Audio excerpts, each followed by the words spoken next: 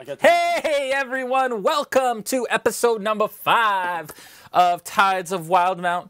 This is our Wildemount Dungeons and D&D Dungeons and Dragons campaign. It is an official stream both on the RealmSmith Twitch and the Dungeons and Dragons Twitch, and we are so happy to be here every single Monday. Thank you for making us your preferred experience of the apocalypse for this evening. Let's do a bunch of announcements, and then we will go into the rest of what we have to do tonight, which is madness, is really what we are descending into this evening. First of all, may the 4th be with you all, of course, on this wonderful May the 4th. As always, want to thank Dungeons & Dragons, of course, for having us on their channel as usual every week, in and out, and we really appreciate it. Also, Syrinscape, who was our main title sponsor. Syrinscape.com is where you can find their fantasy player, and basically you can use that to add sounds and moods to your tabletop RPG experiences. We use it for all of our sessions, including Nolzur's, and even during behind the screen. We just love to kind of have it in the background. So check out Syrinscape.com/RealmSmith. If you go to that page, you will be taken to the main page. And then you can search RealmSmith, and all of our sound sets for our boxes and all that stuff is there. We are going to be releasing sound sets specifically from Into the Mist very soon that you will be able to purchase. We're just working out how that all looks and so on. So check out Syrinscape.com. They're amazing people, and we thank them for all that they do.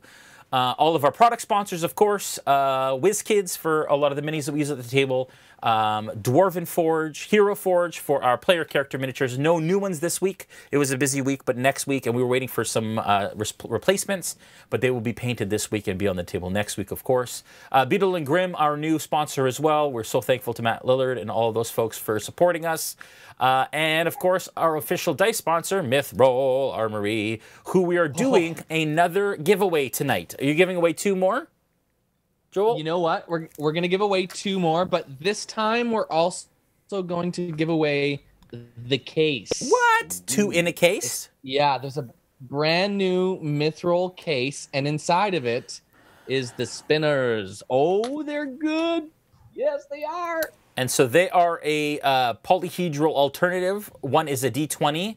How does it work, Joel, again? The yeah, so there's a D4, D8, D6, D12 on one of them. You spin it, there's 2 bearings. You always get one of the bearings on the side you're seeing. And then one is a D20 and a D10. A circle with a D10, circle with a D20, you spin and you see what you get. That's how they work. Cool. And yeah, so we're giving a set of those away tonight. The way that you enter for that giveaway is to put the word spinner into the chat. SPINNER. If you put more than once, you are disqualified automatically by the system. So we will draw a winner in the break. So make sure that you're tuning in, and we will let you know what is going on with the winners for those awesome spinners. See what I did there? If you like what you see tonight, of course, consider making us your Twitch Prime subscription. Doesn't cost you anything extra. Helps us to do what we do, and we thank you so much. We already had somebody gift like 5 subscriptions tonight. That's a great way also to help us and to help those out that exist. Or just subscribe normally, which would be awesome. And then if you follow as well, this little thing would probably go off if it's set up. Julian, we may have to actually retry that and see if it works because we restarted. But hopefully that will get going tonight. I forgot that we had to do that, but that's all good. This coming tomorrow, we will be premiering this episode on YouTube at 4:30 p.m. Eastern Time. We will be in the chat, as we always are, to kind of chat with you guys and see how you're enjoying the episode and answer any questions. Then at 8 p.m. tomorrow night is Behind the Screen with myself. I will be hosting a question and answer. There it is, right there. Thank you for the follow. A question and answer session to answer all your questions about this campaign and all things RealmSmith. And then 8 p.m. on Thursday, we'll be doing episode 2 of the Players Table with Joel hosting. Thank you for the sub. Not you, Joel, the people at home. But Joel will be hosting the Players Table, and it was awesome last week. Lots of insight into kind of the player's mind, and it was a lot of fun. We had lots of viewers, which we're really thankful for. And then we're back to Nolzur's next week, and then back for this on Monday. So busy week. We have live content now, 3 4 days a week, which is pretty crazy. And we're just so thankful that you guys all tune in on a weekly basis for all of that wonderfulness. One big announcement that I've been mentioning, we are not currently accepting subscribers for our boxes because we are having a hard time getting the product that we need from our suppliers given the current status of the world. So as soon as we turn that back on, we will absolutely let you know. And then, yeah, and then you'll be able to subscribe at that point. We will continue to send out boxes as long as we have content and items to put in them. So when that's out, we'll pause your subscription and then we can just unpause it when the world gets back to normal. I think that's all the announcements for today. Thank you, everyone. Oh, make sure that you create clips of moments that are memorable during the stream. They use those for D&D News, which airs tomorrow during the day on the D&D channel. And our Discord is also available too. And we want to thank our moderators, of course, Prometheus Bound and Shadster, for their incredible coverage and moderation of our streams. Yeah, and in the break, we'll answer questions. So save your questions for the break. Ask them in the break. Here we go, guys. You ready? We were supposed to have Nora here tonight. Unfortunately, she can't make it due to things beyond her control. So she sends all her love and regards, and I will try not to kill Diarkle this evening as an NPC. Oh, are you guys ready? How's your week been so far? Yes. Yep. You Pretty tell good. us, Jay. How's it been? No, how's your been? Your real, not I'm not talking about D&D week. I'm talking about like Monday. real week. It's Monday. Well, So far, so Sunday. good. Sunday's the first day of the week. How was the last day? All right, you're gonna die first. Okay.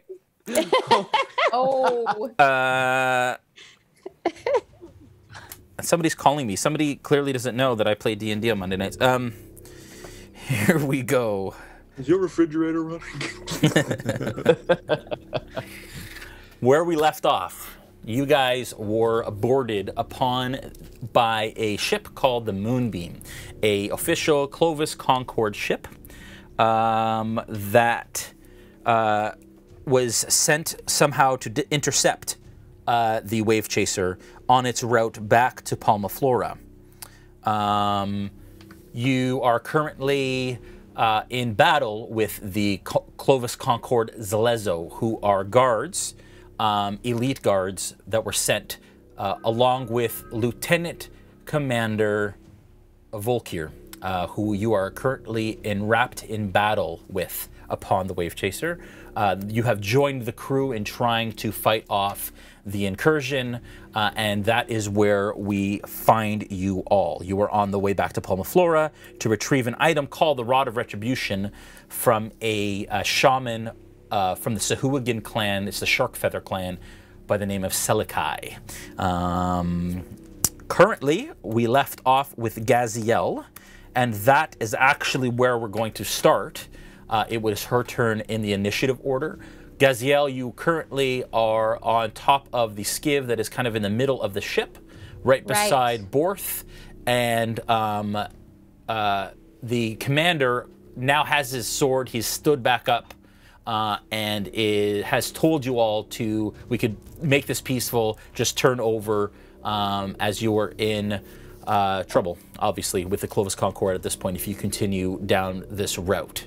Gaziel, what do you do? So he wants us to surrender? Is that what he's saying? Oh, yeah, he's kind of been saying that and muttering that kind of the entire way while he gets witch-bolted and smashed in the face with Thunder Smite. So he's, like, damaged right now? Oh, yeah. You look over, he's got blood coming out of his nose. His jaw might be broken. He's got a big kind of goose egg on the side of his face. He's not doing so good. The overcam isn't working. Yeah, what I want to do is I want to... do I have my javelin on me? Yeah, you have javelins on you. Definitely. Could I just, like, stick it in his face? Yes, so you can absolutely try. Now, currently, you are about 10 feet from him, so you're actually too far to use your hammer. So a javelin actually would probably be the best kind of approach for what you are about to do. Go ahead. So you're going to make an attack roll? Yeah. It was, do I have to add anything to it, or is just... Yep, wherever your javelin says it'll have a plus there. Okay, so I'm going to go to my equipment. Well, it's going to be attacks. Oh, attacks. Okay.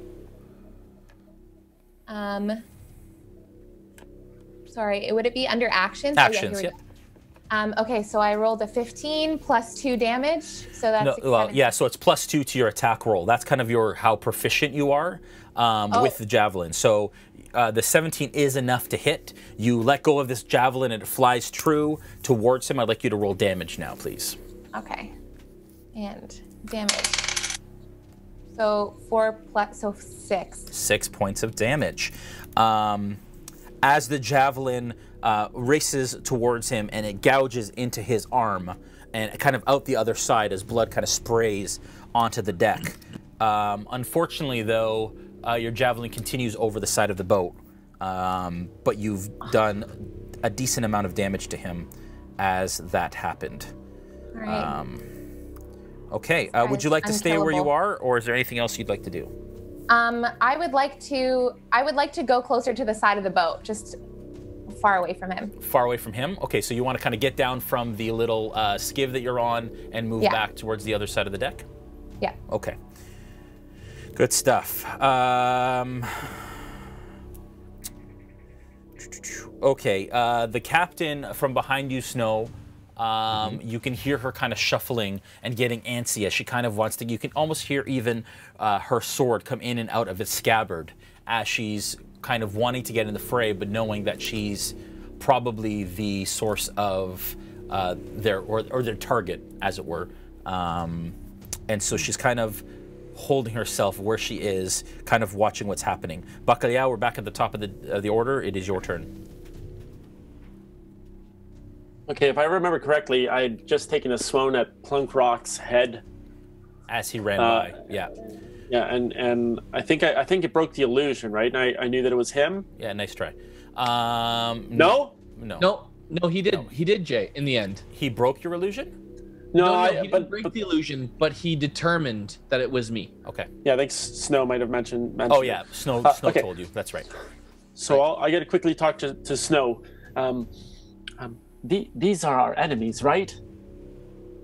Yes, except for the one you just swung at. That is friend. Good friend is Plunkrawk. Oh, they want your sister. Should we stop them? Absolutely, we should stop them. With all of our power, we should stop them. Oh, okay. So I'm going to find the next closest one, and I'll go at him with my quarterstaff. Okay. The closest one would be around the boat on the other side.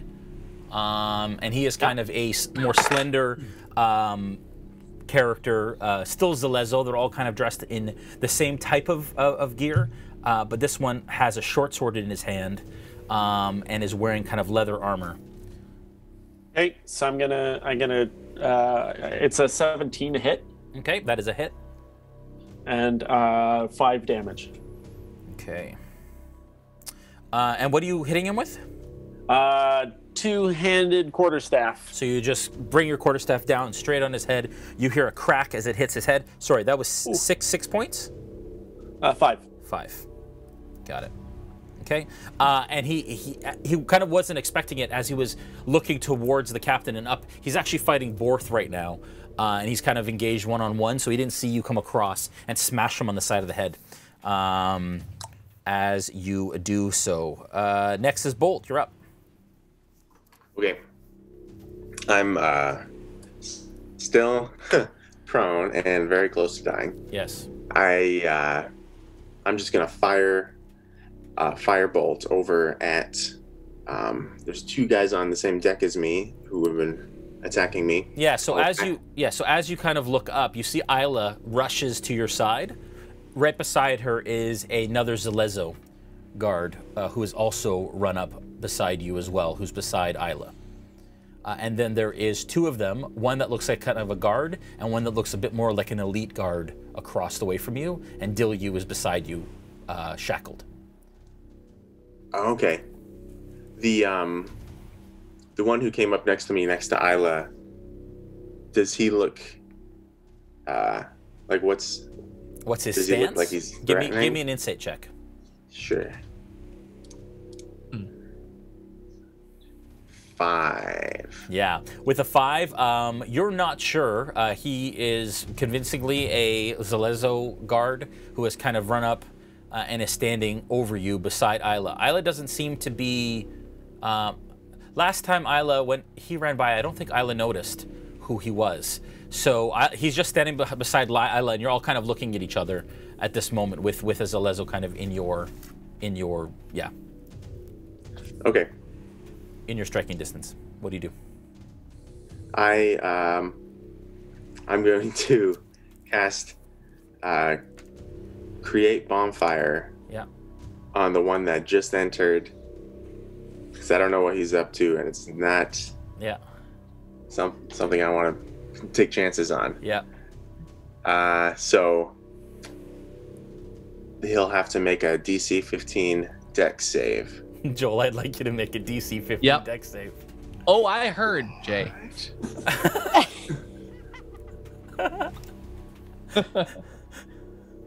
That is a natural 20. Thank you. Okay, so he passes. So does he take half damage or no damage? No, he takes no damage. Okay. And so you cast this bonfire, and you see Plunkrawk, this kind of gout of flame start to engulf you. Does it go away or does it stay? I'll read it.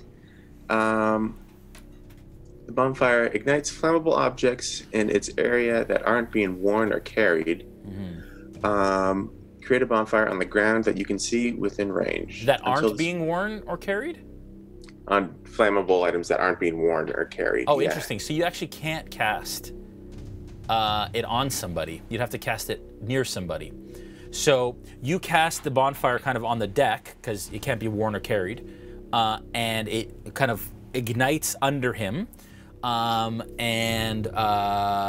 Plunkrawk, thankfully, you kind of start to dance around, and you're not taking damage. And this Zalezo is kind of obviously clearly trying to dance in and around. But I would like you to make a perception check at this point, please. Real quick, Bolt. Me? No, Bolt. Or Bolt. Okay. Yeah. 3. Yeah. It just looks like he's doing a good job of evading those flames. The one across from you, though, Bolt, now that you're down and you look quite injured, it's just saw Aella come up the stairs and sees a Zalezo beside her. He's actually going to pull out his heavy crossbow and he's going to take a shot at Aella. But it's going to miss as the bolt goes wide over your head, Aella, and over the side of the ship.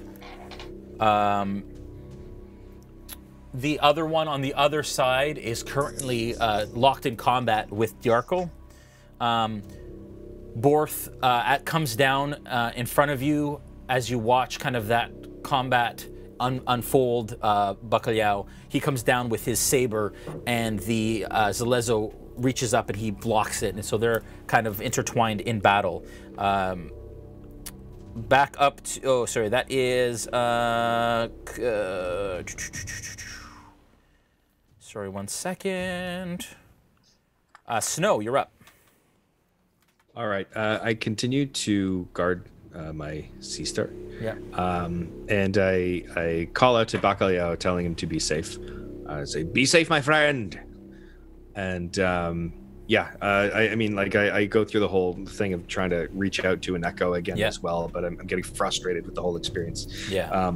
And I speak to my sister and I say, "Threes, do you have anything you can use to shoot at the enemy?" But yes, of course I do. Now may be the time. But it is my only dagger. I don't know. Okay, then hold it. Hold it. For now, I will be the body between them and you. No response from her on that. The Zalezo guard that is out in front of Aella is going to fire a light crossbow bolt. Aella, what is your armor class again? I should take this down. My armor class is 13. Yeah. That is going to be 5 points of damage as this bolt digs into your stomach, abdomen area, through your leather armor. and you feel it dig deep into your. Yep. Yeah, I gotcha. You didn't have to keep going there. Yeah. Yep. What are you at? Hit point wise? Well, I'm negative now because I only had 3. Yeah. Aella slumps to her knees and then slumps down face first on the deck, on the forecastle. It's nice knowing you guys. It's been a great night. Plunkrawk, you're up. Okay. So I'm gonna look down at Bolt, who's now tried to attack me with fire. Yeah. and pretend angrily as I kind of like pull myself together. I go, "Rah!" And I go to kick him and cast Cure Wounds, so that when I touch him with the end of my boot, Yeah. I heal him. Okay, give me a performance check. Okay. Bolt, give me an insight check. Oh, 18 plus, so it's 23. Okay. 15. Okay. You notice that when this Zalezo kicks you, all of a sudden you get this feeling of healing over your body, and some of your injuries start to close up. As you look up, you almost notice very quickly that even as the boot kind of touched you, you can see it almost pass through the illusion part until you feel a kind of clawed foot touch your side, as you realize quite quickly that this is Plunkrawk in disguise and not the Zalezo guard that he looks like. At this point, do you want to move out of the fire, Plunkrawk? Yes, please. Where do you want to go? I'll go to where Aella just fell down. Okay. If I can. Like I'm in front of her? Yeah. I'm gonna take an opportunity attack, but just fake it to go along with the ruse. Okay, I like it. So you kind of And reach I'll out just with your swipe mace. at him. Yeah, you kind of swipe with your mace, and he kind of jumps over. Yeah. Take that, you fool! Okay, I like it. Very good. The one that you struck at, Bacalhau, kind of turns towards you, but continues to kind of focus on Borth as he continues to battle. There. Is there another? There was one there, eh? He's going to go around the side and attack Gaziel as he approaches her. How much am I healed for? Oh, that's a good point. 1d8 plus 3. Okay, I shall roll this. Armor class, Gaziel? My armor class is 19. Oh. He reaches across at first. You bring your shield up, and ting comes right off your shield. And then as he comes back across it, you actually bring your shield back, and you knock his short sword out of his hand, and it goes over the side of the ship. And he is now unarmed as he stands in front of you. Seeing this happen, the lieutenant commander gets up on top of the boat, on top of the skiff, kind of in the middle, and kind of runs at you and comes down kind of double-handed with a scimitar at you, Gaziel, as well. That is going to be a 15. Does a 15 hit? No, right? Does that say on my armor class? Yeah. Yeah, what's your armor class again? 19. And it, yeah. Nope. Shield Nope. is 2. Wow. So he comes across with a scimitar, double on top, you bring your shield up, ping! You manage to parry his first one, he comes across again, ping! Off your shield again. He pulls out a little dagger, and he comes at you with the dagger, and you deflect it with the haft of your warhammer, actually deflecting all 3 of the hits from the lieutenant commander. I'm a tank. Aella, you're up. I'd like you to make a d20 roll, please. Okay. No whammies. 18. With an 18, that is your first death save success. Ah. Okay. Gaziel, you're up. Okay, so I'm gonna take the opportunity. My javelin, you said, fell off, right? The ship. Yeah, it flew off. Yeah, so you still have more. I think you have 10. But I'm close.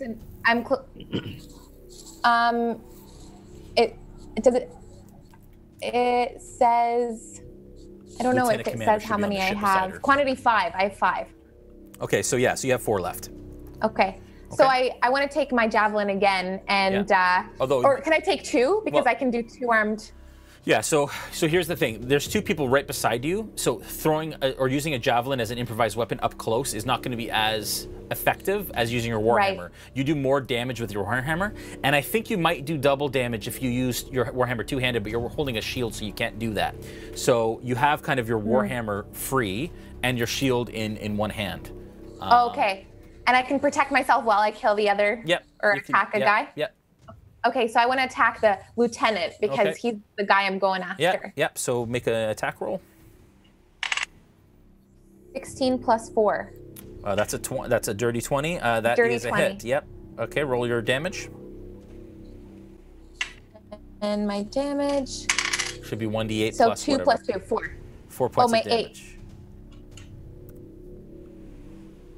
4 points of damage? Wait, I have to roll my 8. Sorry. 2 plus 2, so 4. Yeah, 4. Okay. So you come across and you smack his kind of forearm area with your warhammer as he kind of coils back with his dagger after you having parried his blows. Back up to Bacalhau. You're up. Wait, am I able to make a move, or I can't make a move? You're kind of backed in. The only way you could possibly go is either forward on top of the little skiv, or back off the boat. But if you do move, you do get an opportunity attack. Oh, okay. So they're both able to attack you if you. I'm gonna stay where I am. Okay. Bacalhau, you're up. Bolt, you're on deck. Off the side of the ship, are there any like ladders or anything off the side of the ship that I could use to come back up if I happen to? Yeah, you look to your right, and there is a ladder leading down from exactly where you are. Okay, I want to take my staff and put it around that guy. Yeah. So I'm going to go behind him, put it around him, and just fall off the back of the boat with him. Okay, so you're trying to grapple him and fall off the back of the boat. Yeah. Nice. Okay. So good. I'd like you to make a grapple check. So that's going to be a strength athletics check. Like Donkey Kong in Smash Brothers. Yeah. Just grab him and jump off the edge. It's an 18. Okay. Ooh. With an 18, you actually manage to grapple him. I don't know if you can make the pull attack in the same round as you grapple. I want to just fall slowly backwards into the water and let my weight do the work and gravity. And pull us into the depths. Yeah, I'm going to allow it. So you're basically just moving, but it's half movement because you're trying to drag somebody, but you actually have him grappled. So I'm going to say you've managed to grab him, but I'm going to also make you make a strength athletics check to see if you can actually pull him off again. Oh, boy. My strength is really not good. Yeah. I was kind of trying to rely on my weight. My hefty 400 pounds. Oh, it's a 4. So is his. Meets it, beats it. Oh! So you actually fall back over the side of the boat with him in your arms, and you hit the water. I'm going to make a dexterity saving throw for him. That is a natural 1 for him. As he goes to reach out for the ladder, misses it, and falls into the water. Do you hold on to him as you hit the water? Yeah, I'm holding on to him, and I want my weight to just pull him into the water, and I'm going to hold on to him until he stops squirming. Okay, all right. We will find out if that happens. Wow. I can hold my breath for an hour. Okay. So, all right. So you are currently in the water. You see snow. You don't see, but you hear a splash off to the right of where Bacalhau went.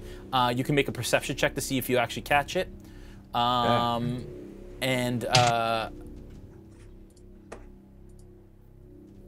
you hear Bort say, "Man overboard!"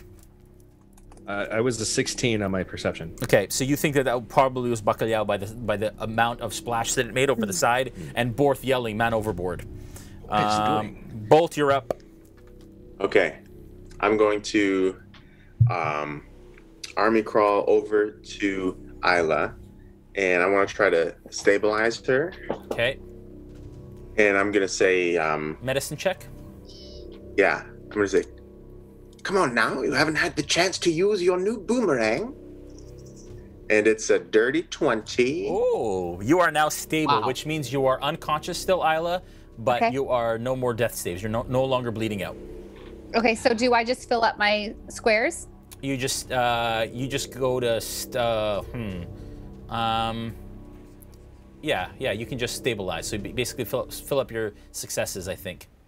I think if you give yourself 1 hit point, that'll do it too. Yeah, okay. But you're actually at 0 still. Okay, so. it's fine. I'll just got it. Yeah. I would like to, with however much movement / action, bonus action, to try and drag her over to the stairs. Yeah, so I'm gonna say that how you want to drag her down the stairs or just over to them? Just to the stairs, so that we're sort of behind the railing, just with more cover. Okay. So yeah, so you basically like wrap a bandage around the bleeding around her midsection, and you start to pull her back in that area. I'd like you to make a strength athletics check to drag her. Okay. Natural 20. Wow, you have no problem. Awesome. We're on fire tonight. In fact, I'm gonna let you move your full distance instead of just half with that natural 20. Okay. Then yeah, I'll go down and you also managed to sidestep the fire that is still raging on the deck that you cast. Yeah. Okay. Yeah, I'll just try to take cover from down there, from the people shooting at us. Okay. All right. The big elite guard levels his crossbow over the side as you're kind of running down those stairs. And you hear a bolt narrowly miss your head as it goes over the side. Borth jumps off the skiv and looks down into the water.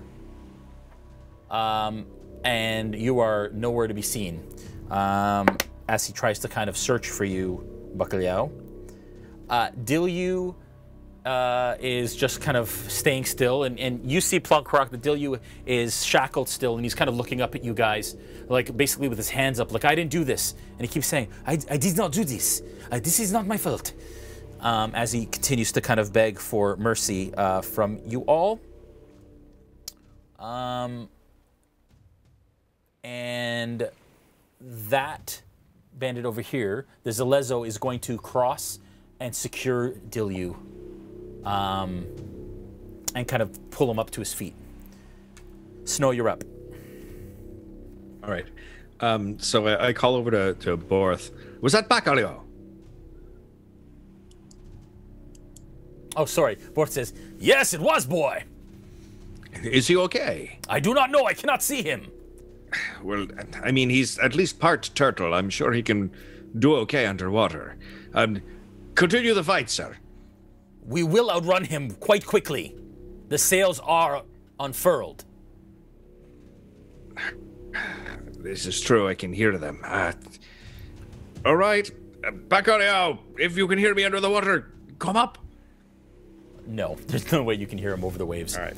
Yeah. Then, yeah, I'm still going to continue with, holding an action and, protecting threes. Okay. Let me just see 1 second here. I'm trying to figure out how fast this ship moves. Here we go. Okay. All right. Do you have a swimming speed, Dave? Your character doesn't have a swim speed, right? No. No, he doesn't. No. Okay. Go ahead. So we did talk about that last time, and I tried to look it up. It would just say swimming speed under your speed. So if it doesn't, then you do not. No. Okay. The other Zalezo is there. There are 1, 2. How many Zalezo guards are there left? 1, 2? Just 2 guards, right? Okay.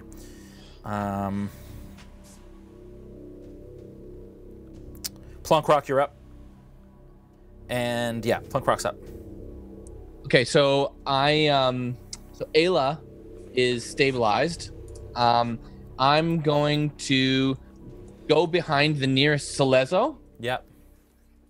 And basically just kind of knock him in the side, like almost like now this is an no weapon attack. Unarmed attack. I just want to really nudge him in the side.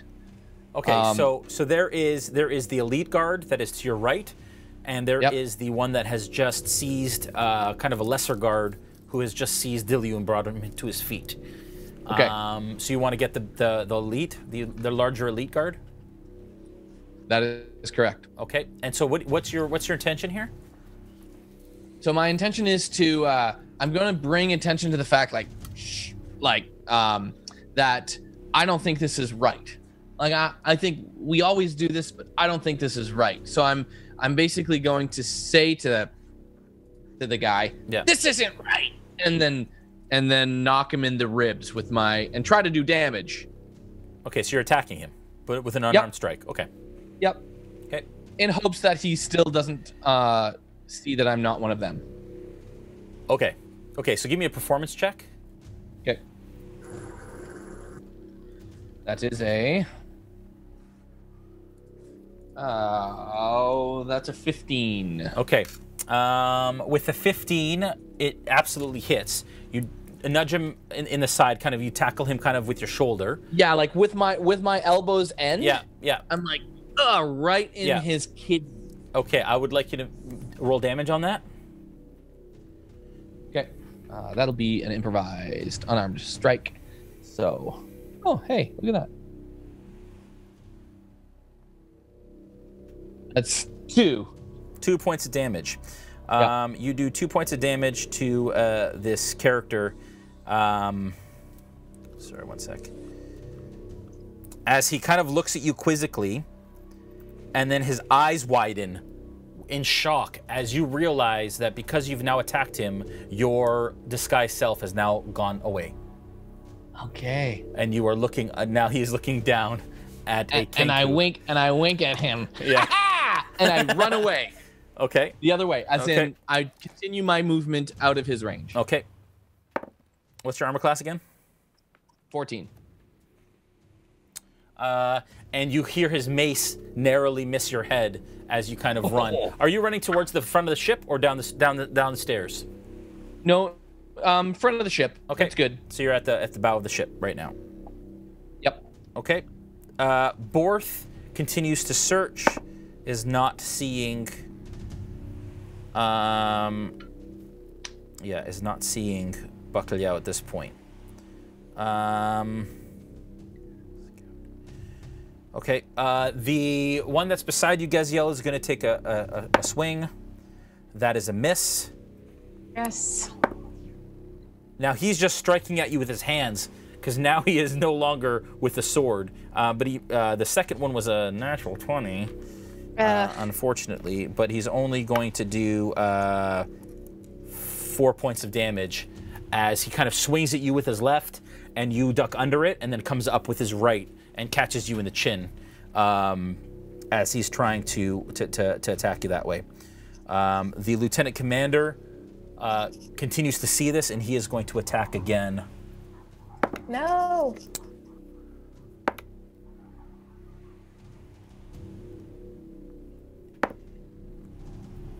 Okay. Sorry.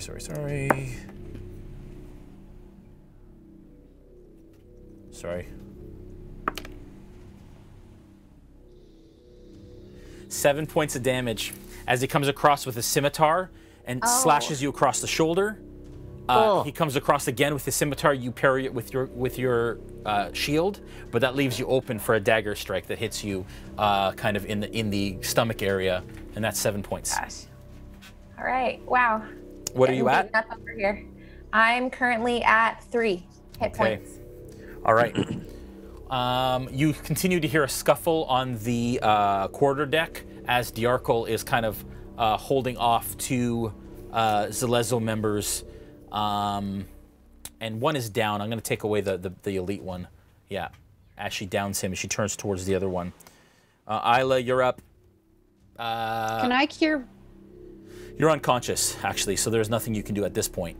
But dream of brighter, sunny skies and all of the wild shapes you could have turned into if you were still conscious. I've got a middle finger in my pocket here for you. Gaziel, you're up. All right. So can I? Oh, what to do? I'm going to lay on hands on myself. Is that possible? Yeah, sure is. Okay. Do you have so spell slots left? Oh, does that require a spell slot? Sure does.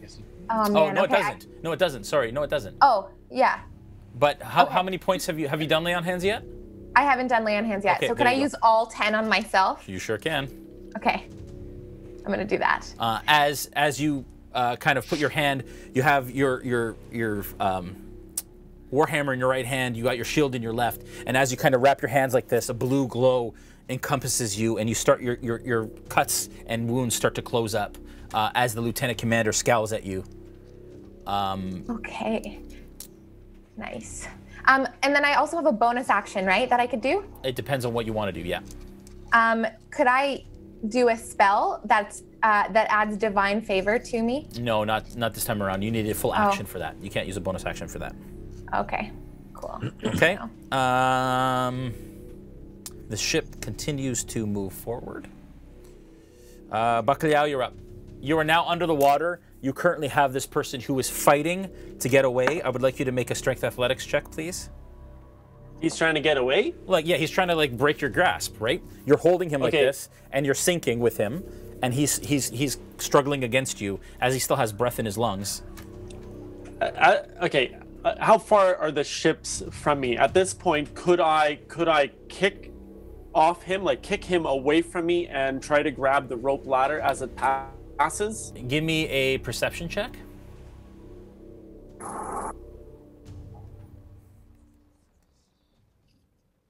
14.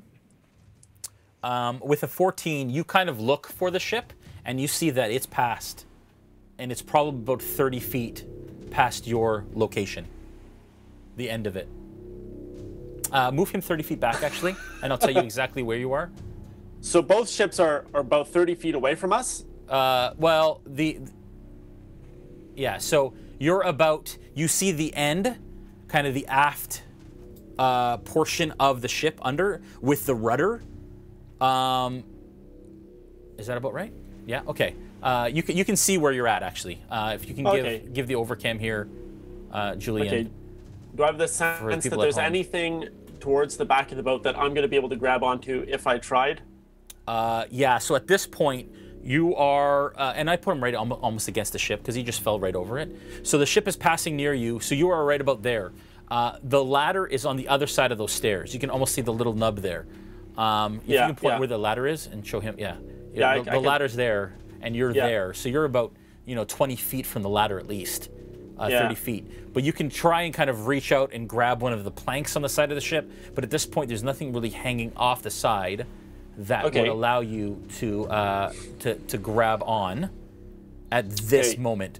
But you're pushing him. You let go of the grapple. Yeah. Well, here's okay.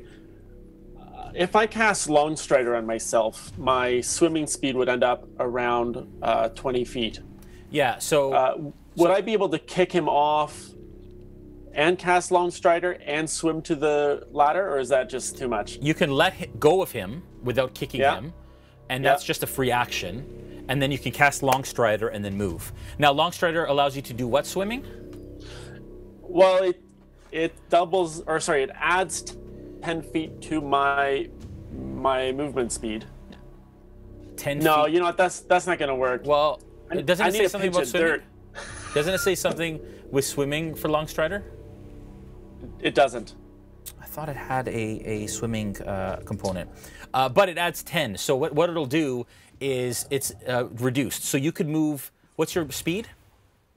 30 feet. Okay, so you'd have 15 feet of swimming speed because it's half your movement, right? Could I dash? And then you would have an extra 5, so you would have 20 feet, and you can dash, which would get you to the stairs and up the stairs, up the ladder. But it's moving, and you're trying to swim at the same speed as the ship. So I'm gonna have to make you do an athletics check to try and get there against the current. I want to. Could I push off from him and then just use my movement and a dash and try to grab the ladder? No casting. So just push and swim towards it. Yeah. You can. Okay. That's what I'd like to do. Then once we're in the water, I'd like to release him and kind of push off him. Yeah. And swim with my dash towards the ladder. Okay, so you let go of him. You start to swim as fast as you can to try to catch up to the ship. I would like you to make a strength athletics check with disadvantage, please, as the waves crash into your face. And the boat is moving at the same speed.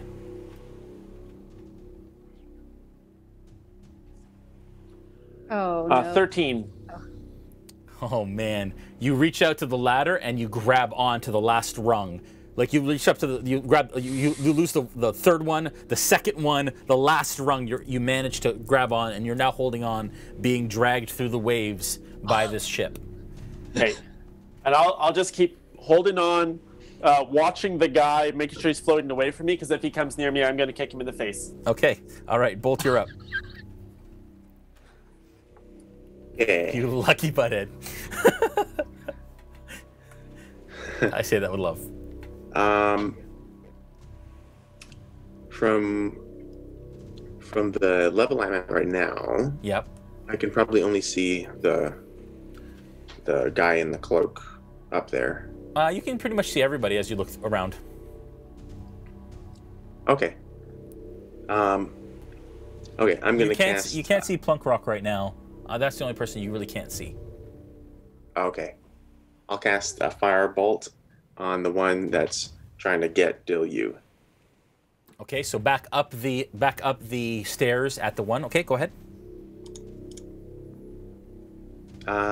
Ooh, 24 to hit. That is definitely a hit. And 8 fire damage. All right. You extend your hand, and a bolt of searing flame flies up the stairway and hits him in the side of the head, as his head gets kind of engulfed in flame, knocking his kind of cap off his head, and he stumbles towards the side of the ship and falls off the side. Gonzo. Oh. And Dilyu is standing there like this and looks down at you, noticing obviously that you were the one to do that. Okay, go ahead. I want to get down on the ground and be prone to taking cover. Yeah, okay. All right, you take cover.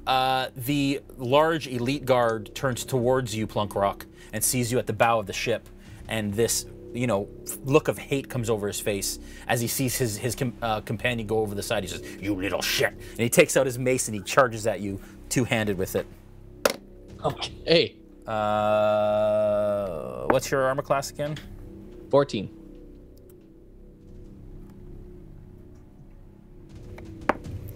You take 7 points of damage as his mace comes at you and smashes you in the shoulder. Okay. Borth goes down to the ladder and starts to kind of climb down to attempt to reach at you, Bacalhau. At this point, he's not able to yet, but he's kind of trying to put a hand down to you to save you from your current circumstance. At this point, Dilyu is going to run that way away from the fire. And starts to go down the stairs. Is that as far as he can go? He's going to dash. Where does he get? To the bottom of the stairs? Okay. All right. Snow, you're up. All right. Muttering under my breath how much I want to help. Deck. Yep. How much I want to help. But I'm going to continue doing what I've been doing, and if anybody comes close enough for me to attack them, I will do that. Okay. All right. Plunkrawk, you're up. Cool. I'm going to take my backpack, which has my loot and everything. I'm just gonna swing it at the guy that's at me. Okay, you are going to attack via backpack. Yeah. I'd say that's an improvised weapon, so okay. I'd say, I don't know. Okay, make an attack and don't add your proficiency modifier. Okay. Oh, I got a 9. Okay. A 9 is not enough. You take off your backpack and you kind of swing it at him, and he kind of jumps back. Okay. So as a bonus action, Jay? Yeah. I'll quickly pull my uke out and just and sing loud enough for everyone on the ship to hear me. Yeah. Okay? Yeah. Okay, so I don't heal anybody else. When I take some damage, I heal myself. Oh, I don't. Okay, and then I run. Okay, you're gonna run again. With the goal of Bardic inspiring Gaziel if she can hear me. Okay. Yeah, she can hear you from there. What's the range on Bardic inspiration?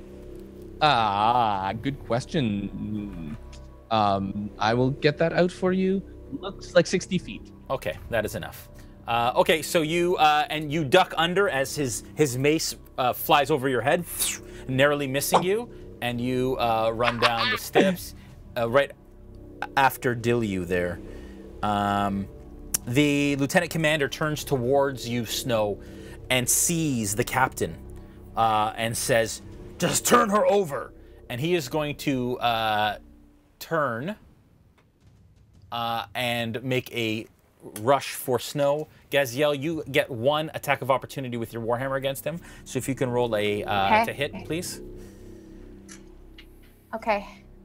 To hit, that is a 20, D20, right? Yep.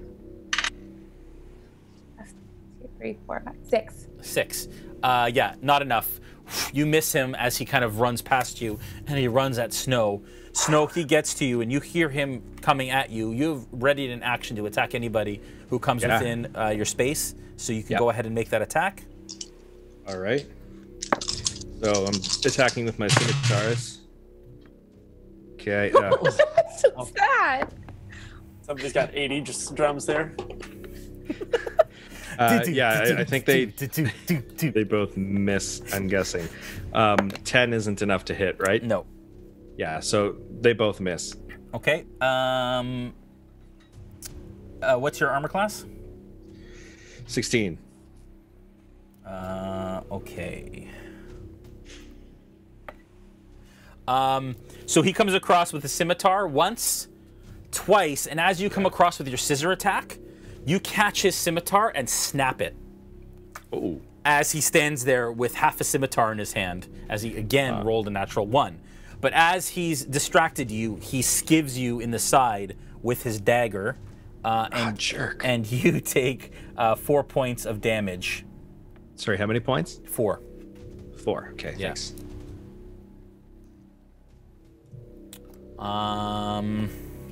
Okay.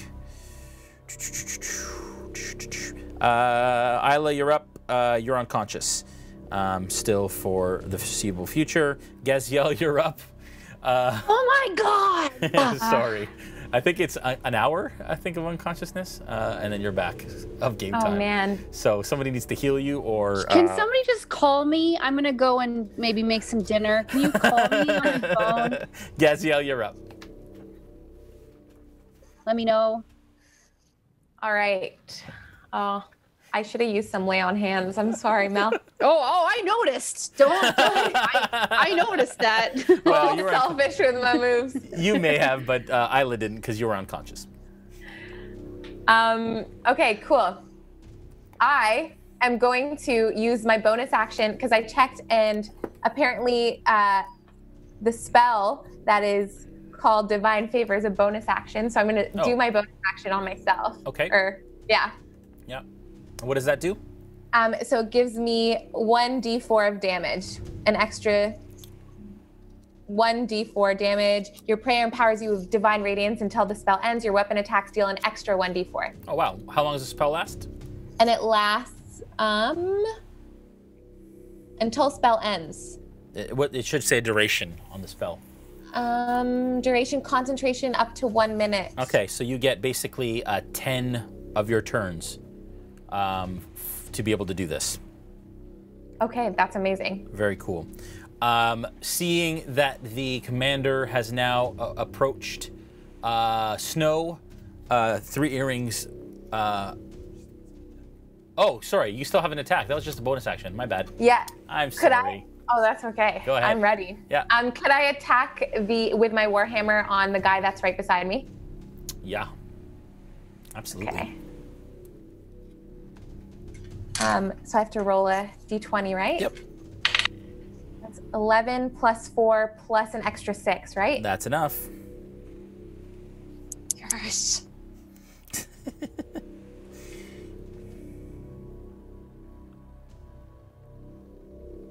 Damage. Oh, sorry. No problem. I was like, what's happening? Yeah. Okay, 1 plus 2, 3. 3 points of damage. Okay. All right. So he takes again. You hit him again with the warhammer, and he grunts through it. Bacalhau. Oh, sorry. 3 earrings jumps into the fray against the lieutenant commander, and she is going to. That's enough. Oh, that's enough. That's not enough. Yeah, she forgot her D4, Jay. 9. Oh, yeah. For damage? Gaziel, yeah. That's right. You have an extra, because of your spell, you had an extra 1d4 to roll on your damage. Oh, I roll an extra 1d4. Okay. Yep. So that's 2 plus my 2 plus 2. Nice. So yeah, An extra 4. An extra 4. Okay. Yeah. Okay. Awesome. Okay. The captain jumps in beside, and Snow, you know how adept she is in combat when she's ready, and she comes across with 2 scimitar attacks. The second being a critical hit, natural 20. As she starts to dice and slice at him, finally coming around with a dagger attack.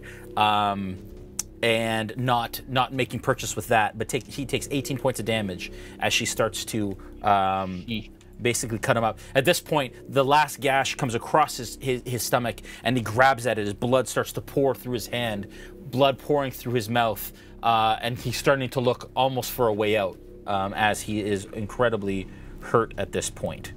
Just like the streets, eh, sister? Yeah. Bacalhau, you're up. Bolt, you're on deck. So what progress, if any, has the guy in the water made? Has he gotten any closer to me? Is he getting further away? He has not. He is lost. He is lost to the sea. As he starts to, you hear this blood-curdling scream of desperation as the ship passes where he is. I'll just mutter to myself, "That's unpleasant," and I'll try to climb the ladder. Okay. You also notice that the other ship has started to back off as well as they kill some of their sails and furl a couple of them to be able to kind of slow the pace of their ship. Ship that's next. That's impressive, Josh. Yeah, but it's okay. So that guy though, is he dying or is he dead? No, he's on top of the waves, kind of like treading water, waving and screaming, and the other ship is slowing down. Does it seem like they're slowing down to try to help this guy? Yeah, you'd imagine. One of their guys went overboard. That's disappointing. Yeah. What do you do? I climb the ladder. Okay, you climb the ladder and you're back up on deck right beside Borth. You still have an action. Okay. Am I close enough to whack someone?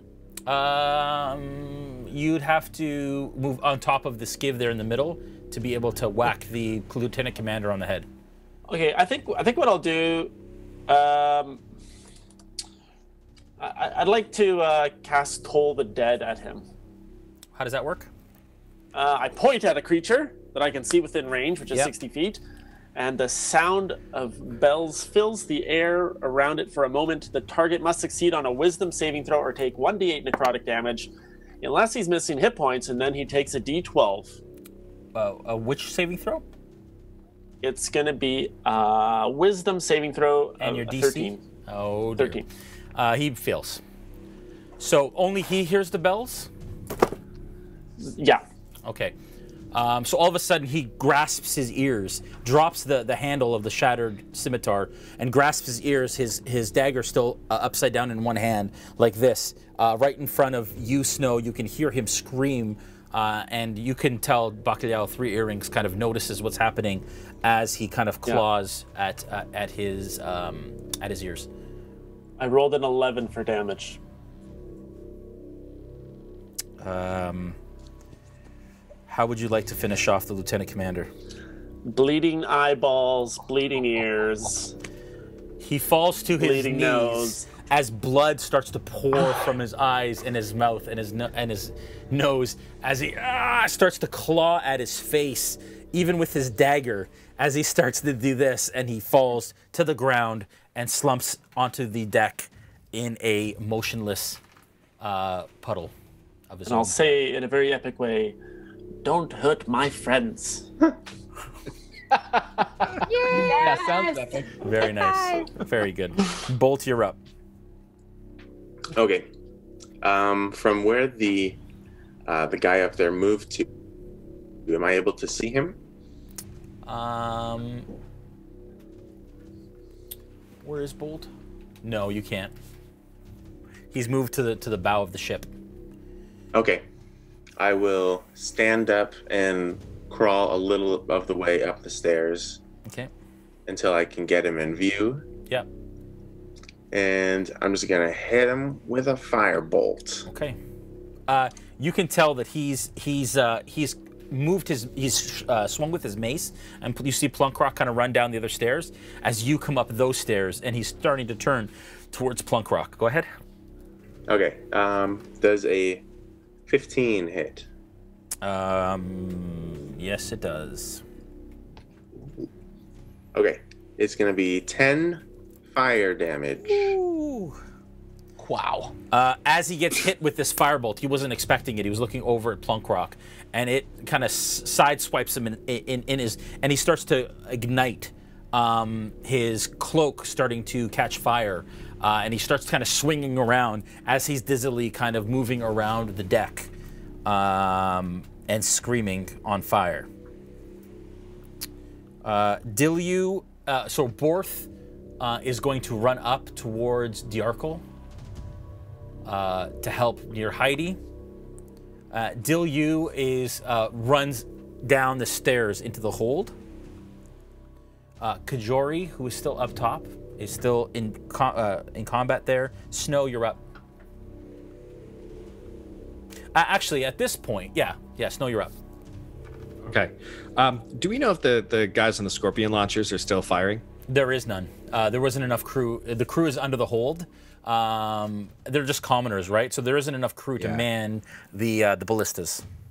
And there's not enough people free to be able to man them now after some people are dead, right?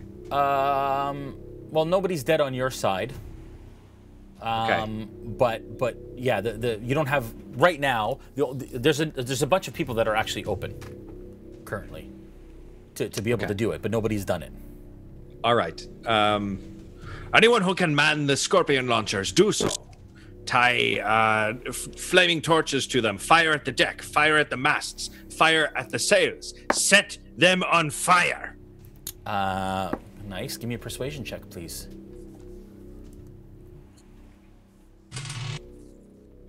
13. Can I hear him say that? Yep, you do. I go for it because I don't need to be persuaded by him. He's my buddy. Okay. All right. Mighty power. Okay. I don't know how to use these things, but I can use my prestidigitation to like start the fires. Okay, so you start running up the stairs. He's gonna have to go the opposite stairs because they're in combat there. So make his movement. I'm assuming you're gonna. Oh, it's not your turn yet. Okay, Bacalhau. So No, it's not my. Yeah. Yeah, you're gonna head up when it's your turn. Plunkrawk, you're up. Yeah. So, sorry, Snow. Cool. Okay. Is there anything else you just want to do? one last thing. Yeah. Yeah. So my sister and I have a large history of battling against bad guys in the streets. So we're gonna do this kind of back-to-back thing. Yeah. Where we're basically gonna take on anything that comes at us. Okay. Cool.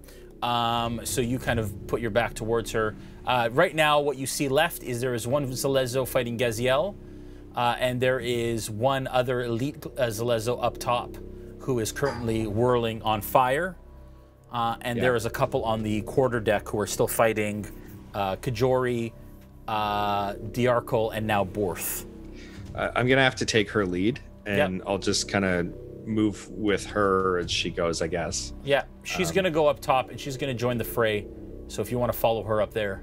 Yeah, I'll follow her up there. I'll just kind of follow her lead. Send them up the opposite stairs and then circle around. So in that case, would that change me in the initiative order to be after her if I'm kind of waiting on her to make moves you'll just be readying your whatever action after her turn.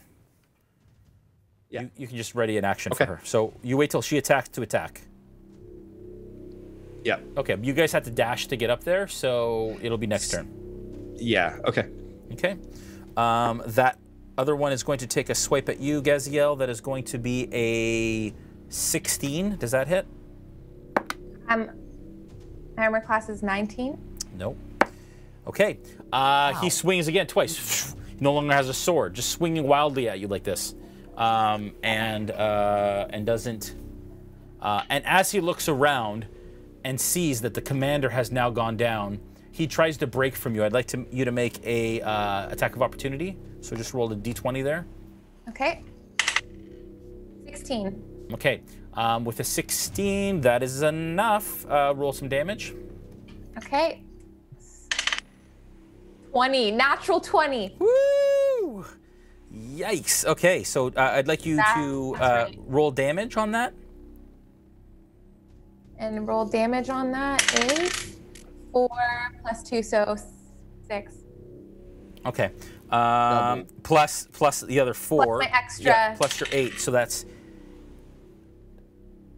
Go ahead. What's your extra? Plus 2. So that's 20 points of damage. Wow. And as he turns to run, and you imagine he's just making a beeline for the other side of the deck. You imagine he's just going to abandon ship. But as he starts to run, you come down basically double-handed or with your warhammer and smash him right in the spine, and you hear a crunch as his back kind of snaps in half as he falls and squeals to the ground and is motionless. Wow. And I'd like to say to that, that's what you get when you mess with my friends too. Savage. All right. You notice that Diarkle and that group up there actually manages to overpower the group of Zalezo that are up top on the quarterdeck, and they take them prisoner. So you can leave him up there and put him prone. As they start to kind of like bind him and pull them together. There's only one left, right? Yeah. There's one Zalezo guard up there. Aella, you're still unconscious. I'm sorry. Gaziel, you're up. You have now just dispatched him. There is one flaming elite guard up top on the forecastle that is still spinning, trying to get the fires out. What do you do? I want to go towards him. Okay. Bolt is at the stairs. There's fire in front of the stairs there, so you can try and get through the fire. You can try and go around. I will. Will I get hurt if I go through? You might. Okay, then I'll just go around the fire. Okay, so maybe a dasher around. You're gonna have to take a dash to get up there, but you get up to the top of the stairs with your dash, and that's your turn. Okay. Bacalhau, you're up. Up, Jay. What's that? Did I miss a turn? Oh, where were you? Where was your turn? Why? Okay, yeah, you can take your turn. You can take your turn now, Plunkrawk. Okay. I don't know what happened there. Sorry. Is that Aella at the bottom of the steps, prone? Yes. Okay, so I'm gonna slide down the side of the steps. Yeah. And I'm going to go and cast Cure Wounds on her. There you go. Spell slots left, eh? Yep, just wow. Well, actually, I have 2 left. Yeah. Wow. So that is a 1d8 plus 3. So go ahead, Aella.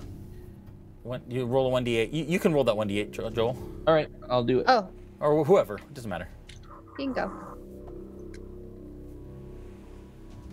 So that's 5 plus. So 8. 8 points of damage. Sorry, 8 points of healing. Okay, so you healing. take. So you watch your mouth. So watch your mouth. You come Jason. to consciousness, Aella, and you're looking up, and you see Plunkrawk standing over you. And I go, just like that. All right. Okay. That was Plunkrawk. Who did I say was up? Bacalhau, you're up. Yeah, so I haven't got much to do up here now, but I'm just going to be helping out by lighting the fires using prestidigitation. Okay, so you're starting as they try to as they try to launch the bolts or the arrows or whatever they're launching, I'll just make sure they're nicely on fire before they go. Yeah, nobody's moved to man them yet. They're all kind of focusing on getting the Celezo down on the ground and kind of tied up. And you go over there and you do notice that some of the large bolts, the ballista bolts, they're huge, and are wrapped with some sort of material, and you start to kind of light those on fire. You managed to light one on fire per turn. Okay. Can I try to? Is that my action then? That's my action. Is prestidigitation a cantrip? Yep. Yeah, that's your action. Yeah. Okay. That's all I'm going to do for the next little bit is lighting things on fire. Okay. Trying to be helpful. Nice. Well done. Bolt, you're up. Okay. I'm just going to fire another firebolt at the poor guy that's on fire right now. Okay. 13 to hit. That's a hit. It is? Yep. Okay. Because it's another 10 fire damage. Okay. At this point, you hit him right in the center of the chest, and he takes his last breath, slumps down in a flaming mass, and slumps dead onto the forecastle. At this point, you notice that the other ship kills its sails and starts to veer off in a direction that is not yours, as it starts to kind of go back. Three Earrings yells out, we do not pursue. We have one of them to question. Let us lick our wounds. We fought well today. As Borth kind of starts to drag this Celezo down the stairs, boom, boom, boom, boom, as his head kind of hits each stair and puts him onto the skiv in the middle of the ship. As everyone kind of, as the crew follows Borth down into that area. What do you guys do? I'll use prestidigitation a bit to just clean up some blood. Okay, so you just kind of start to walk around. I'm just like tidying up. There's blood everywhere. So you're just like... Yeah, bloop, I can do a square foot at a time. Yeah, so you're just like just cleaning up. I see Bacalhau doing this and not wanting to be outdone. Yeah. I use my prestidigitation to like make it super clean. Yeah, okay. I like it. So you go up. Are you doing it where you are, or you go up to where he is? No, I'll kind of go along the way and kind of peek that he's doing it on the other side and go like, and do it myself. Okay. As Borth kind of slams the Celezo onto the boat, the captain steps up and she says, "Throw him in the brig." And Borth kind of takes him off the skiv and starts to drag him down the steps again, all the way down, to the hold just below, where there's a room that he can be placed in and shackled up. Everyone kind of looks around. You meet eyes with everyone after a really hard-fought battle. There's still a bonfire raging on the deck that has spread now to like a 10-foot kind of flaming area, Bolt, that you are right in front of. Can you douse that? Can you kill your spell, or is it just fire that has now spread? It's just the spell. Oh, concentration up to 1 minute. Okay, so you can kill it if you want. So yeah. You decide to snuff it out and goes away, and there's scorched deck. But not before admiring the flames a little bit, and then yes, right. Of course. All right, what do you all do? Diarkle kind of like takes a knee, and she wipes off her quarterstaff that is covered in blood. And Borth is no longer there, so he's taken the below deck. The captain looks at you all and says, "I need a minute. We will speak soon. Our course has not changed." as she catches her breath and she turns around and she goes back into her cabin. I have important questions for Snow, so I gotta find him. Yeah, he's right near you, 10 feet away. Okay. Okay. Snow, who are they? Those were the Clovis Concord, villains of the sea. They don't like people like us. Do we know that they're villains? Would I have a sense that they are the law versus villains? Give me an insight check.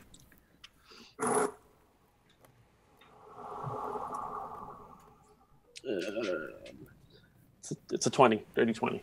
Yeah, so with a dirty 20, Brandon, what do you want to, obviously... Well, from my perspective, they're villains. Yeah, so from his perspective, they are absolutely the enemy, but you did hear them say that they are the law and they are in breach of that law. Yeah, so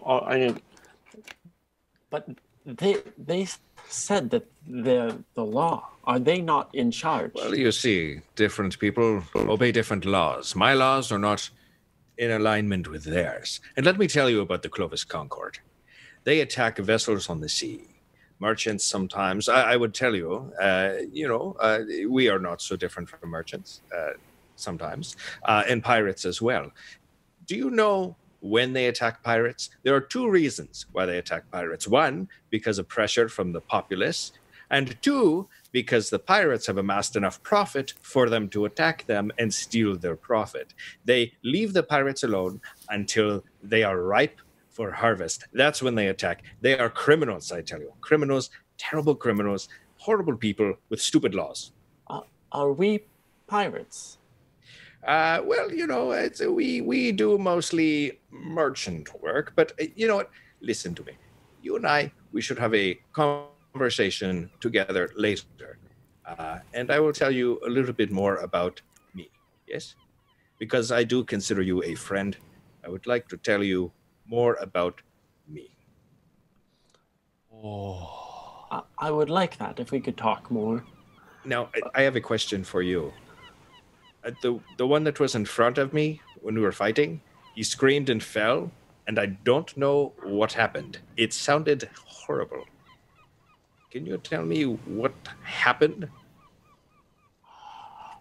Oh, yes. I think that he heard some very loud bells, and it caused him to bleed from his holes in his face. I didn't hear any bells. No, only he could hear them. So I pat him on the shoulder and that's incredible. You're great.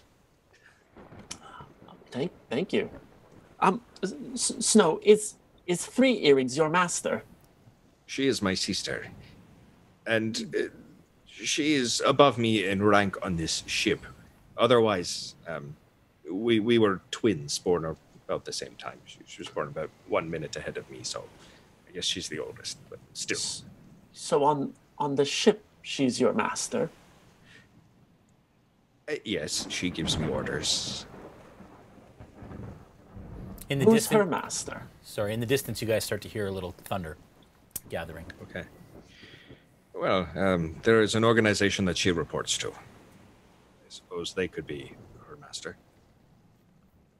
Does everybody have a master? Not everyone has a master. There are some people who are quite free. Thank you, Snow. Anytime, my friend. And scene. Gaziel, can you give me a survival check, please? Sorry, not Gaziel. Sorry, Aella. Can you give me a survival check, please? Oh, I can do lots of things right now because I've got pent-up energy. You want me to roll 6 dice at a time? I can do that for you. Okay, well, oh, it's a 20. Natural 20? Yes. Nice. In the distance, you see clouds that are starting to form and lightning that is flashing in these clouds. You imagine that there's a storm on the horizon, and you'll be in it in a matter of about 15 to 20 minutes. Nobody around the ship has really noticed that yet. Okay. What do you do? Can I gust some wind just to kind of put us ahead a little bit more? Ah. Gusts. I mean, is it gonna? Yeah, you don't think that your gust is necessarily more powerful enough to do that. And at this point, you imagine it's usually from your sailing experience, it's just best to kind of like go under the deck and take shelter. Okay. Okay. Can I just? Where's Plunk right now? He's just off from you about 20 feet. Okay. Hey, Plunk. Can I talk to you? Can we just go over here really quick? And I'll walk over. Okay. You hear from the back of the ship, you hear Heidi say, "Storms are coming." Okay, don't worry. We'll just be quick. I just wanted to have a little quick conversation with you. And I kind of take out my boomerang, and I haven't practiced my boomerang quite yet, so I just want to take my boomerang out, and I'm just kind of playing with it, throwing it as it's coming back and throwing it, and I'm like, hey, Plunk, can you fly? No fly. You can't chase my boomerang? Can you go and chase my boomerang? No wings. Can't fly. Oh, because I've always wanted to fly. I mean, I can push the air, but I can't fly. I want fly. I want fly. Yeah. But I can't fly. Yeah. I know that we have kind of a hard time communicating, and I don't fully understand you all the time, but I'm going to try really hard. I'm going to try really hard to understand you. I'm going to try really hard to understand you. And thank you so much for saving me.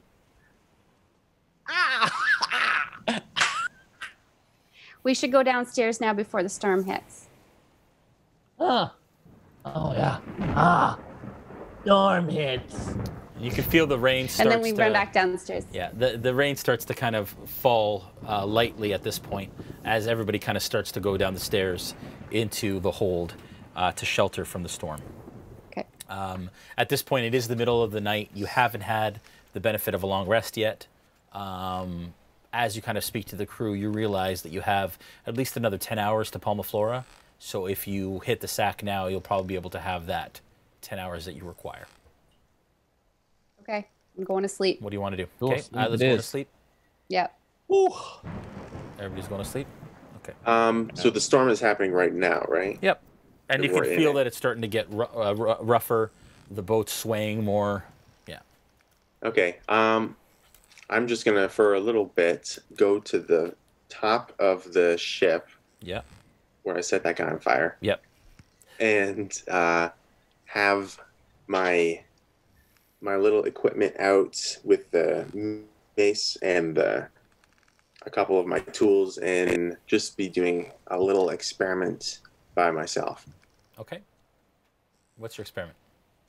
I'm waiting to see if I can, if there's any lightning. Yeah. If I can get my mace struck by lightning, then I'd possibly be able to figure out this spell. Okay. All right. So you're waiting for lightning. So the storm has started, and that's actually like really picked up. By the time you get up there, the rain's kind of pelting the deck. It's actually quite strong. The wind's picked up. The boat is swaying back and forth. The only person at the helm is Heidi right now, trying to kind of manage. They've also furled the sails a little bit because they don't want to hit these waves too hard, and it's starting to go up and down over the waves. And so you're fairly wet at this point, and it seems like the thunder and the lightning is now kind of in the clouds over your head. Okay, I'll tie my mace to the railing, and I'll sort of sit back a little bit from it and just observe patiently. Okay, all right. Jeez, I don't even know. For some reason, this is something I can see Adam Mainse doing. Okay, I'm going to say there's a... Let me see the percentage that lightning hits. Anybody know the percentage of lightning hitting? Where you want it to? Very small. You wait a while. How long do you want to wait? I'll wait for an hour. Yeah. So within that hour, no lightning. It's striking in the distance. You hear thunder above you, but nothing that strikes you is, yeah. Okay. And at this point, you're completely soaked. Okay, I'll untie it and I'll bring it back to my room and okay. And I'll give up for now. Okay. All right. You all, even though the storm is has hit hard, and the boat is really, after the effects of the combat that you've withstood over the last hour or so, puts you all right to sleep. And that is where we're going to take a break. That was awesome, guys. Welcome. Welcome. Congratulations for surviving an incursion from the Clovis Concord. Oh, so good. Yeah, way to go, guys. You did it. Yeah. You did it too, Mel. Moral support. I slept. Yeah. No, really, you were there, Mel. Yeah, no, you were there. It was great. No, we hardly helped at all. They did a great job. Yeah, you were unconscious. Brandon just decided not to do anything. Right. I was protecting my sister. No, you were doing good. It's an RP moment. You did great. You did great. All right, so we are going to take a break, but at this point, we are going to draw for the winner of the dice spinners. Those of you that need to go for a bio break, do that. We'll take some questions. We will be sure to come back by, say, 9 will be when we are back at the table. Awesome. Julian, I'm assuming, is sending me the winner at this point. So I will just wait for him to let me know. Actually, you know what? This is what we'll do. As Julian grabs that, I'm going to, if you want to field questions, Joel. I actually have a winner. The winner of the Mithril Armory's spinner dice tonight is DUH107. That is DUH, DUH107. You are the winner. So we will send you a note. If you are in the chat, make sure that you send us a PM in Twitch and with your name, address, email, phone number, and we will make sure that that gets sent out to you when the spinners... When are the spinners going out, guys? So they should be in our possession by the second week of May, and they should be going out by the first week of June. Awesome. That's great. Yep. Really great. Okay, good. I'm going to go deal. You guys enjoy. Cool. I will take the questions. Thanks, everyone, for watching. Okay, so questions, you've been posting them. The mods, Prometheus Bound, thank you so much. And Shadster, thank you so much for filing through all of the stuff so that I could take the questions. Here we go. Okay, so question. Can Aella gust the sails when she's alive again? Interestingly, she tried. So this question must have happened beforehand. And then Jay said no. I think probably because the wind was stronger or something like that. Sidebar question for Adam. I'll wait for that, so I'll highlight that one for later. Why did everyone decide to attack the good guys so easily? I have a quick answer for that, and that is that we're evil. Well, can I say, because I was prepared to attack them first, and it was because I asked Snow. I said to Snow, like, are these our enemies that are coming? And Snow was like, oh, yeah, they're enemies. So I just readied an attack. I said, as soon as they come, I'm going to strike. And that's kind of why. But I just posted a thing on my Instagram where Bacalhau is wondering now, like, this is my friend. I thought we were good guys. We just fought the good guys, and I just found out we're pirates. Like Bacalhau's world just got thrown upside down as he realizes he's actually not a good guy. Yeah, he's supposed to be. I mean, he wants to be. And he's finding out that actually, even though he was free, he still has a master on the ship who also has a master, and I'm doing things that I shouldn't be doing against people that are supposed to be helping people. It's like really big twist. Kind of screwed, Bacalhau. Yeah. So yeah, as far as Plunk, I'm just following what the other folks are doing. He's a follower. He's not a leader. So someone set the thing in motion, and Plunk just decided to go along.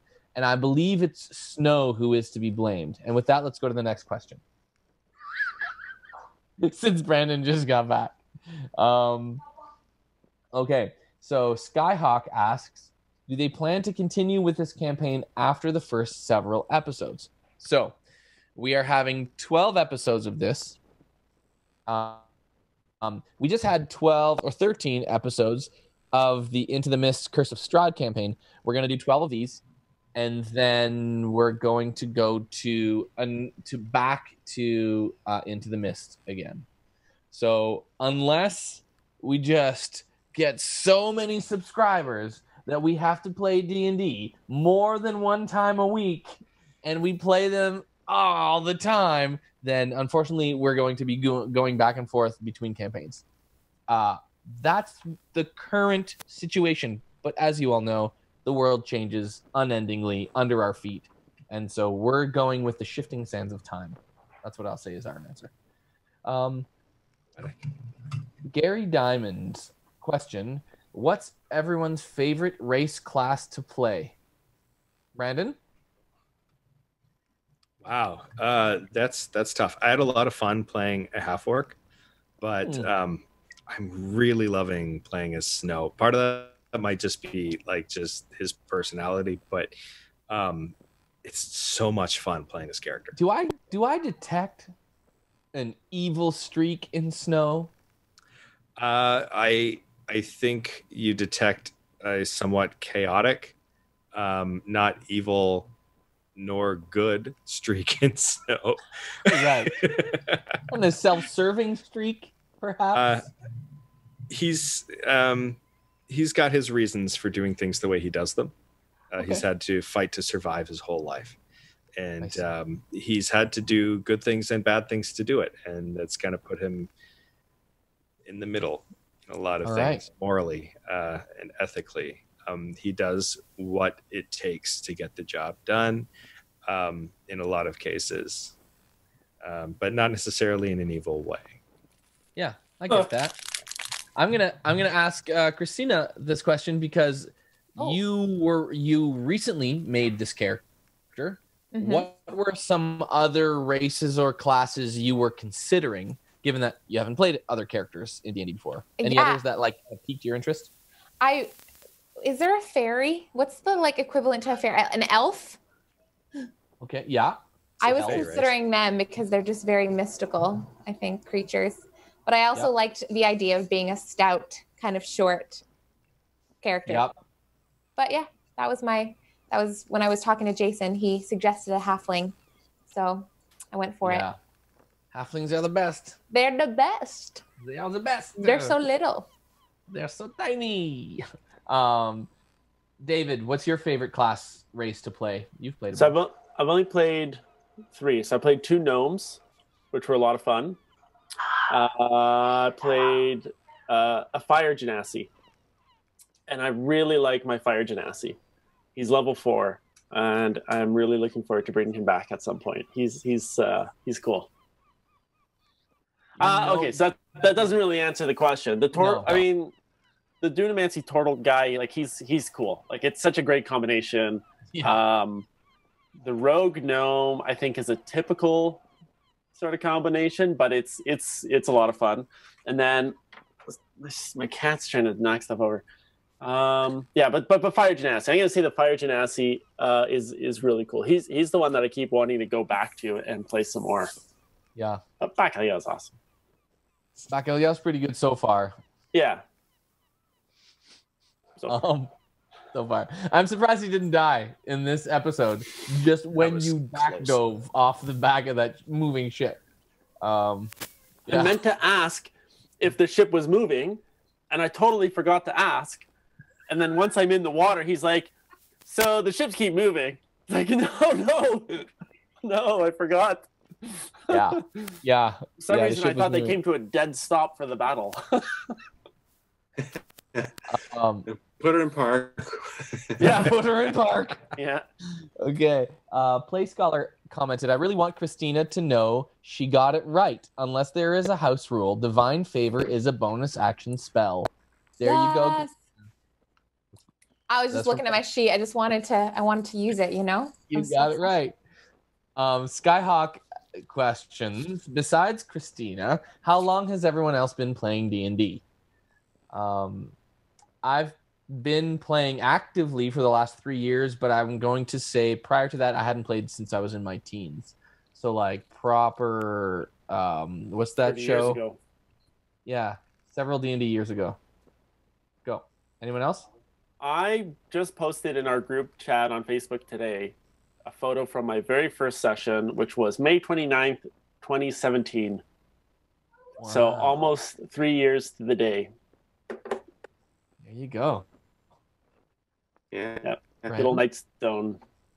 It was a good session. I probably started playing 5 or 6 years ago, but haven't been as regular until I started playing here. Yeah. Which was like 2 years ago. Yeah. I mean, a lot of us are not like, we don't come from like a D&D background where we've been playing the entirety of our lives. It's basically just friends coming together and trying it out. So it's really fun. Okay. Will there be, this is Dag Crystal J asks, will there be ever a return to the Order of Dragonsbane in the future? I would love that. I would too. I think it would be awesome.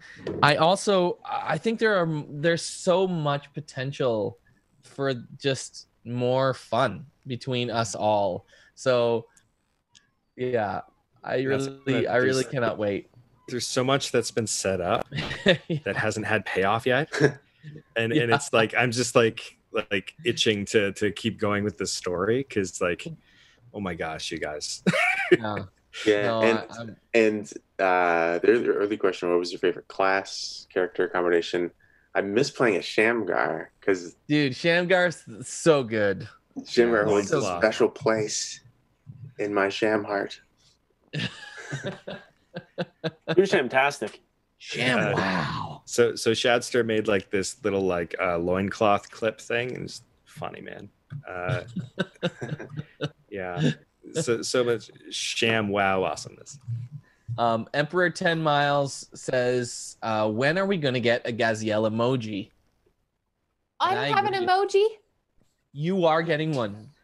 Jay could only get what he could get. I mean, there's only so many hours in a week. Here's the thing you did get that none of. I got a t-shirt.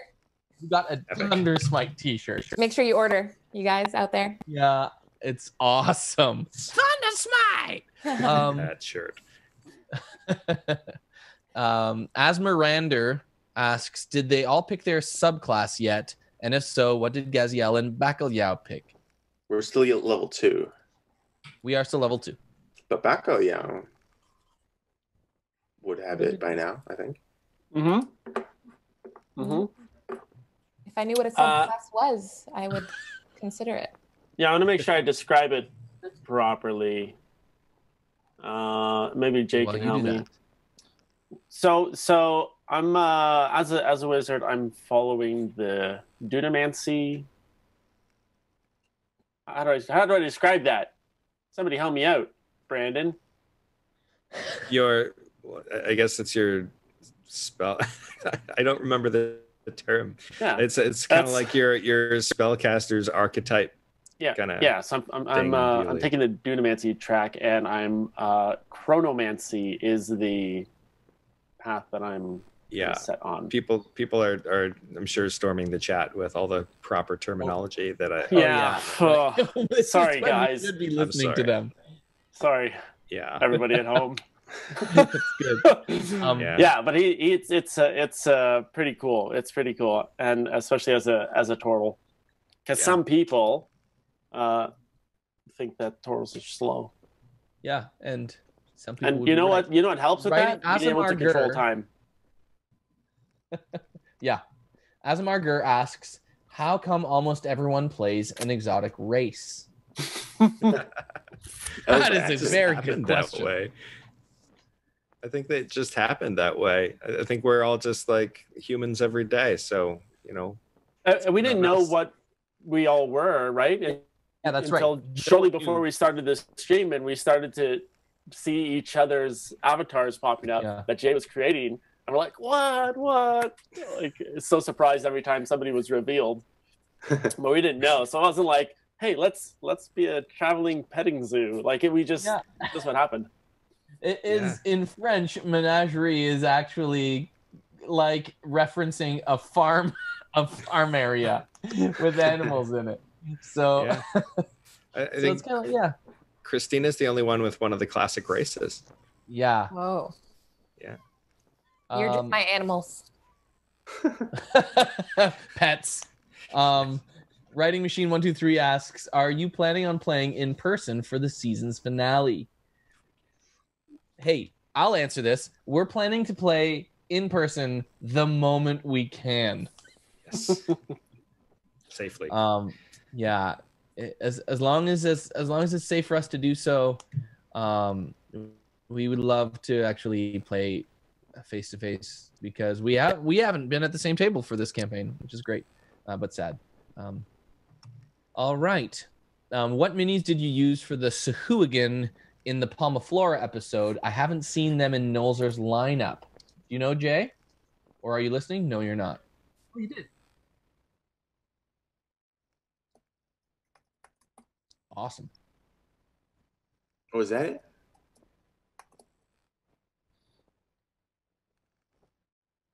Yeah, we use them for the Falcon deep ones. Yeah, that's right. Cool. Sexy's 154 asks, Brandon, how hard is suppressing your actions in the middle of a battle, seeing your friends dying? What did you feel as a player?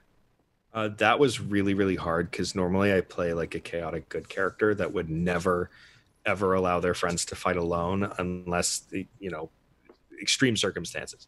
So for this, it was really hard for me, but like as Snow, it seemed to make sense. He would protect the captain, he would protect his sister, and as far as the order goes, his sister is most important.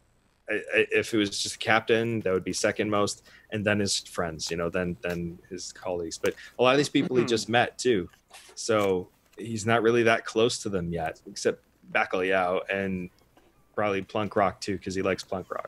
So, despite what he says. Awesome. Warped Saint 1 asks, are you all doing okay? Thank you for the concern. Very kind. At the beginning of this kind of play session, before we were actually live, everyone was losing their mind. Like, it was like... And a little bit during the session, too. A little bit. But it was pretty crazy. Everyone was just making stupid noises and talking over each other in Irish accents. And my Sharona and different... Something is definitely wrong. I can't put my finger on it. Oh, my Sharona. My potatoes. All right, so we're almost done with these questions. Jay, let me know when you want me to be done. Yeah, we're done. Okay, cool. We're done. Yeah. Done. Thank you, Joel, for doing that, and everyone for answering questions. If you had any questions for me that didn't get answered, you can ask them tomorrow night on Behind the Screen at 8 p.m. Eastern Time. All right. All righty then. See. Yeah, it's a good day for sailing. We had a long rest just now. Yes, you all have had the benefit of a long rest. Yay, Mr. DM. Yes. In this rainy night, before we actually settle down, I would like to knock on the crew's door, or the door where my friends are, and ask if I could sleep inside. Yeah, because you're getting pretty wet and outside. Yeah. Well, the raindrops on the shell are really loud when you're inside. Yeah, got it. So I got it. Sure. Yeah. And I would have there's an like, extra could bunk. I Yeah, I'm assuming they say I don't need yes. a bunk. Would you guys say yes if I came and asked if I could sleep Absolutely, inside? man. Bunk by me. We'll do the sleepover chat. You're not there. I'm with the crew. No, but I mean, you're the other room. I'm in the guest quarters. Fine. But yeah, so I'll just sleep on the floor. But I would ask them if that was okay, and then go and sleep on the floor. All right. So you all sleep well. Again, make sure that you add a long rest to your character sheets. And after that long rest, the ship's bell starts to ring, and you hear, "Shark, Feather Abyss, we've arrived," come from the helm, and you can recognize that it is Heidi's voice yelling it. Everyone right below the in the forecastle can hear her yell it as you kind of all come to, and it's echoed throughout by certain crew members that have already woken. And you can see through the portholes that it looks like dawn, like the sun is just rising over the horizon at this point. What do you all do?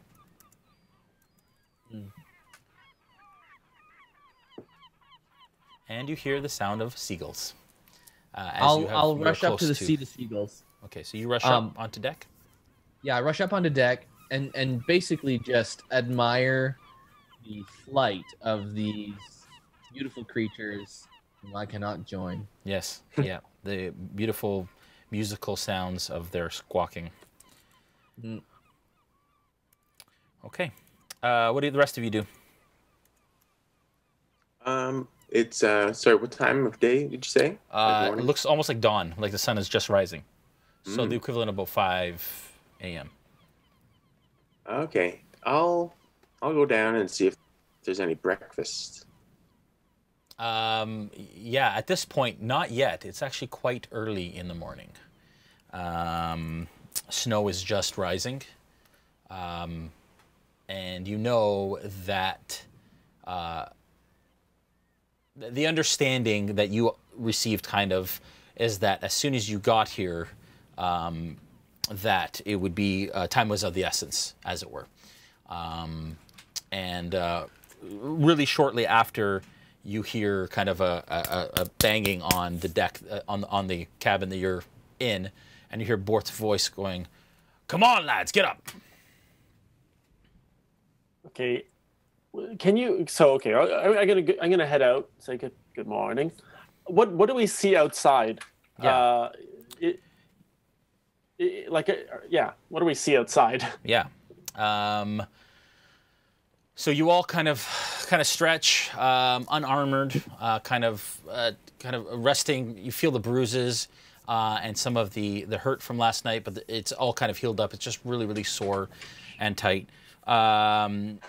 The crew and yourselves move to the... you notice that as you come out onto deck, the crew moves to the starboard side of the ship to look across the waves as the first light of dawn starts to creep over the horizon. Along the distant coast, you can make out the mainland section of Palmaflora, which is intact but appears deserted. So this is the mainland portion that had the extended kind of bridge that led to the Isle, which is obviously no longer there. Its residents presumably having fled in case of another Sahuagin attack. The waters around the ship are murky and marked by only a few stray scraps of driftwood bobbing lazily on the surface. What are your passive perception scores? Can I get those? I don't think I have them for this adventure. 16 for me. Plunk. 11. Sorry, Plunkrawk. 14. 13. 13 for me. That was Snow. What? 16. Bolt. 11. Aella. I don't know where that is. At the top, it'll say passive perception. On the left, there'll be 3 of them on the kind of the main attribute page, I think. Where, guys? Like, They're I under only senses. see... Under senses, I think. It says senses, yeah, on the sheet. Oh, there. I just scroll still. 11. Okay. Gaziel. I also have 11. Oh, my God. And Bacalhau.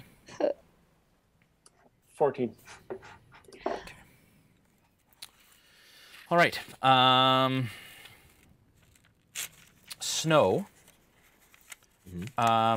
you hear the and right on deck right now. You see Diarkle is already kind of up on the quarter deck, kind of looking out over the water. Kind of happy to see wildlife again, looking up at the seagulls, kind of admiring the wildlife as it kind of circles overhead. You see Dilyu kind of on the forecastle, away from everyone, obviously kind of deep in his own thought. Heidi, it has, steadied the ship and has left the helm now, and you can tell that they're readying the anchor to set anchor here. Okay. But you, out of the corner of your eye, spot movement. Or I sense movement? Sorry, you sense movement. I thought all this through before I actually said spot. You hear the creaking of the deck and of the ladder on the port side of the ship behind you as you all look over the starboard side towards Palmaflora. Something seems to be climbing aboard the ship from the port side. If I can get the overcam there.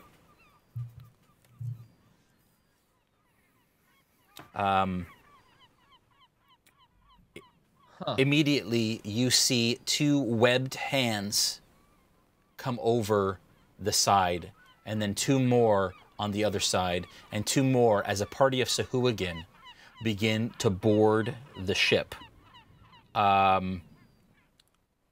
Immediately after that, nobody else notices this but Snow. Immediately, go ahead. Am I not on deck, Jay? Yeah, but everyone, you're all kind of looking out towards Palmaflora and noticing what has happened. They're coming up the other side, cool. And Snow is the only one to hear it. But you hear movement as multiple creatures are starting to climb onto deck. I'm going to give you one movement, one action before anything else happens. All right, I shout 2 arms and indicate the direction of the enemy. Okay. So that everybody will now know. Okay. And I will already in action. Okay. Like an attack action if they come within range. Yeah. But I guess I'll call to them and say, what do you want with us? So as you turn, and as everyone, the rest of you turn, realizing at this point you have not put your armor on, you don't have your weapons. Because you woke up and you came straight out. The Sahuagin kind of, you look back behind you and there are 4 Sahuagin across the back of the deck. They're carrying their spears in hand and seem to have them out in a threatening fashion as they mutter in Sahuagin all manner of sounds as you all turn. They part slightly and you see 2 massive hands come up over the deck, and what you see appears to be the head of a shark begins to rise over the side of the deck, but somehow it has hands and it has legs as this hulking shark-like creature climbs onto the deck in front of you. I would like you all to roll initiative, please. Didn't we just do this? Well, not me. Third unarmored fight. Did you say we got 1 movement? You get nothing. That's fair. I'm a 9. Snow, 9. Mm-hmm. Plunkrawk. Sorry. I got a 14. No, 14 plus 4 is 18. 18? Yep. Okay. What the heck? Why is it doing that? 18. Okay, so Plunkrawk's first. Bolt. Natural 1. Bolt is all the way back here.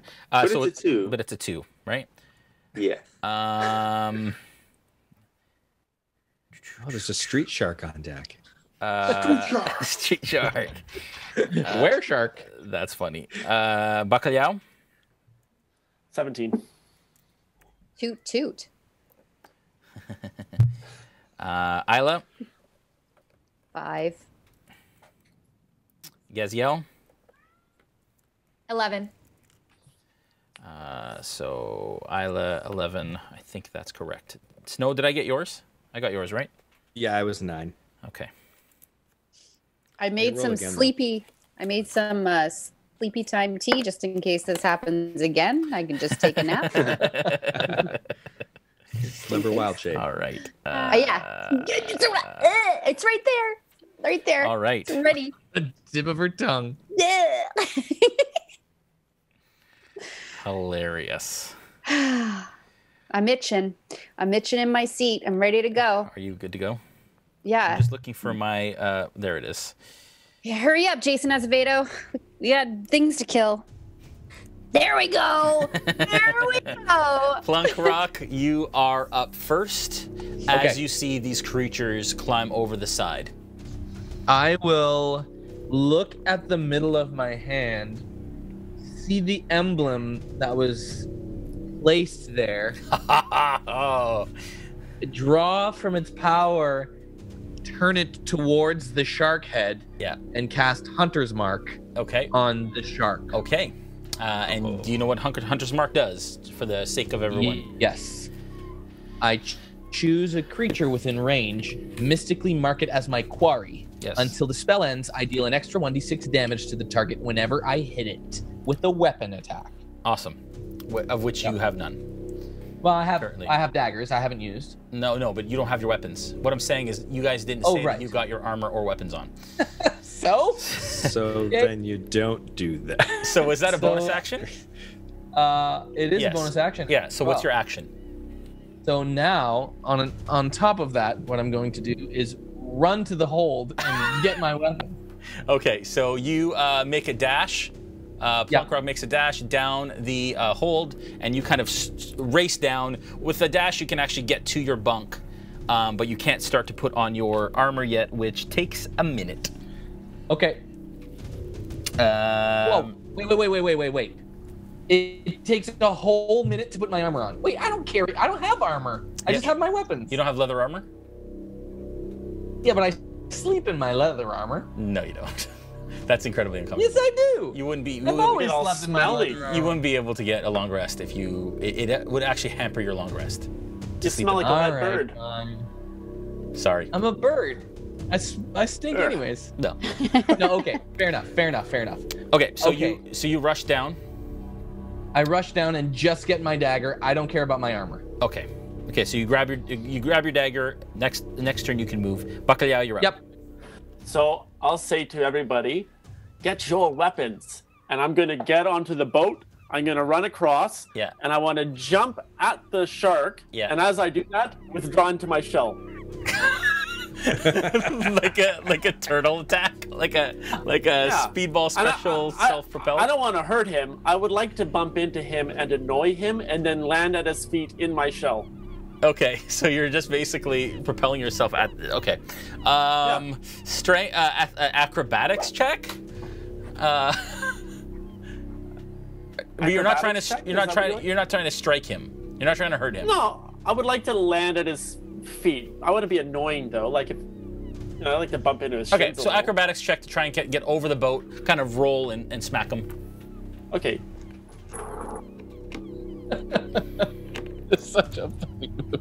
It's 19 minus 1, 18.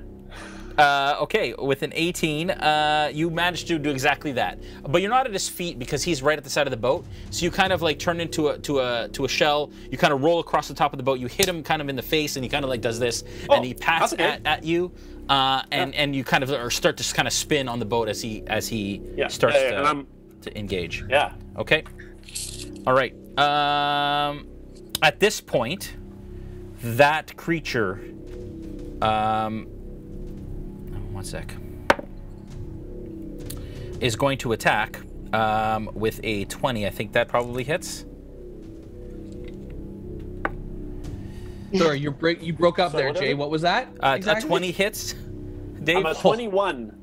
You're a 21 armor class? When I'm in my shell, yeah. Oh, you are so lucky. As he starts, you feel the strength of this hulking creature start to slam on the shell.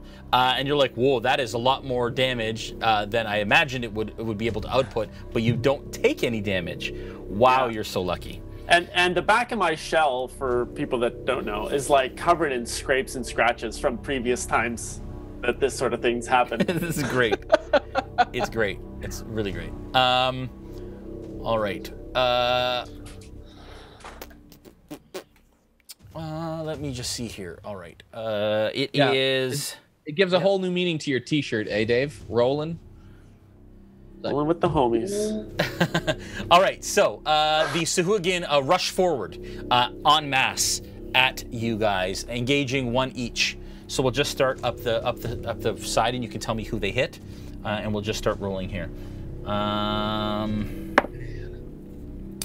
That is a 13 to who's the first one? Borth. 13 to Borth, that's a hit. Oh, that's a hit too. And it starts to engage Borth as it approaches. Bolt, armor class again?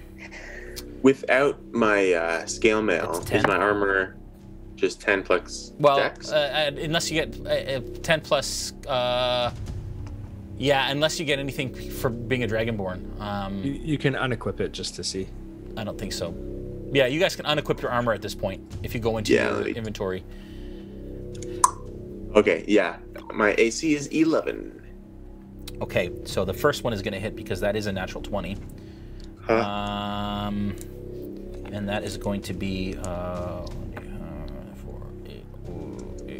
9 points of damage, Bolt, as this Sahuagin comes through and he skewers you into the stomach with his spear. And he pulls it out, and he tries to bite at you, and he misses as blood starts to pour down your abdomen. The next one is going to be Gaziel. Okay, so Aella? can I Go ahead. Oh, yeah. Oh, it's not my turn. No, sorry, it's not you. No, it's Aella. It goes to attack Aella. I was ready. Sorry. It's gonna. Oh, that is another natural 20. You don't even. I'm so sorry. 1d4 plus We are 1. done. 5. That's... Okay, this is it. This could be it for our relationship. Oh my gosh. 5, 6, 7, 8, 9. Wow, it just turned into an 11. 13 points of damage as he gets a natural 20, and he brings his spear across and cuts you deep on the arm, and then he bites onto your shoulder. The next one, who does the next one attack? I'll remember Snow? this. You have an attack ready, Snow. So you can attack first as it approaches you. Yeah. What I'm looking up is my claws, I think, are just one action. No, it's a melee attack. So I think I can use my claws like I could a weapon, where I can use like one arm and then the other. Right? So I'm gonna do that, assuming that that's not disobeying any rules. No, you can do 2 unarmed strikes, but you just it would be. But using my claws, it's an additional. Yeah, I'll allow it. Because I can do an unarmed strike. Yeah, but you just don't add the bonus to the damage right on the second one, because you don't have it yet. Okay, so that one is a 21, the other one is a 7. Yeah, 21 is a hit. Okay, so that's 5 points of damage. Okay. All right. So you, as it comes across, you kind of surprise it as you slash across its chest, and its kind of dark gray, green skin tone opens up into this pink scratch as it starts to bleed a little bit, and then it comes back around with its spear, and it hits you with its spear for 6 points, and it goes to bite at you, and it misses. Okay. Good way to make friends. No, it's not good. Gaziel, you're up. Okay, so Snow, you're on deck. I want to be able to use my command spell. Yeah. Which is an action. Yeah. And I want to the one that's attacking. Who's being hit the most right now? As you look around, it appears that Aella is probably the worst for wear. So I want to command the creature that's attacking her to drop. Okay, and can you read that spell real quick?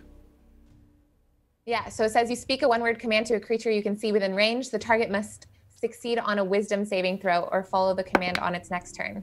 The What's spell has your no DC? effect if the target is undead. My DC? Yeah, it'll say spell DC at the top of the spell that it has to beat. Oh, it has to beat a wisdom throw of 14. 14. Okay. Yeah. As you turn to it and you look at it straight in the face and you say drop, and it kind of looks at its hands and looks back up and he goes Wah! With a no. Oh, so close. Snow, that is your action. Snow, you're up. Do you want to move, Gaziel, as you do not have any monsters around you currently? So because of that, am I able to run to get my armor somewhere? You can absolutely run between them, and yeah, you could. Oh, yeah, you could run up onto the boat and then straight across to your quarters. Okay, I want to do that. Okay, so she's gonna dash, or she's just gonna move. That's the wrong way. Their quarters are up here. It's okay. 5, so let's say that 5, 10, 15, 20, 25. Yeah, there. So you're about right there, Gaziel, so far, making... Okay. Now, your armor does take 10 minutes to put on.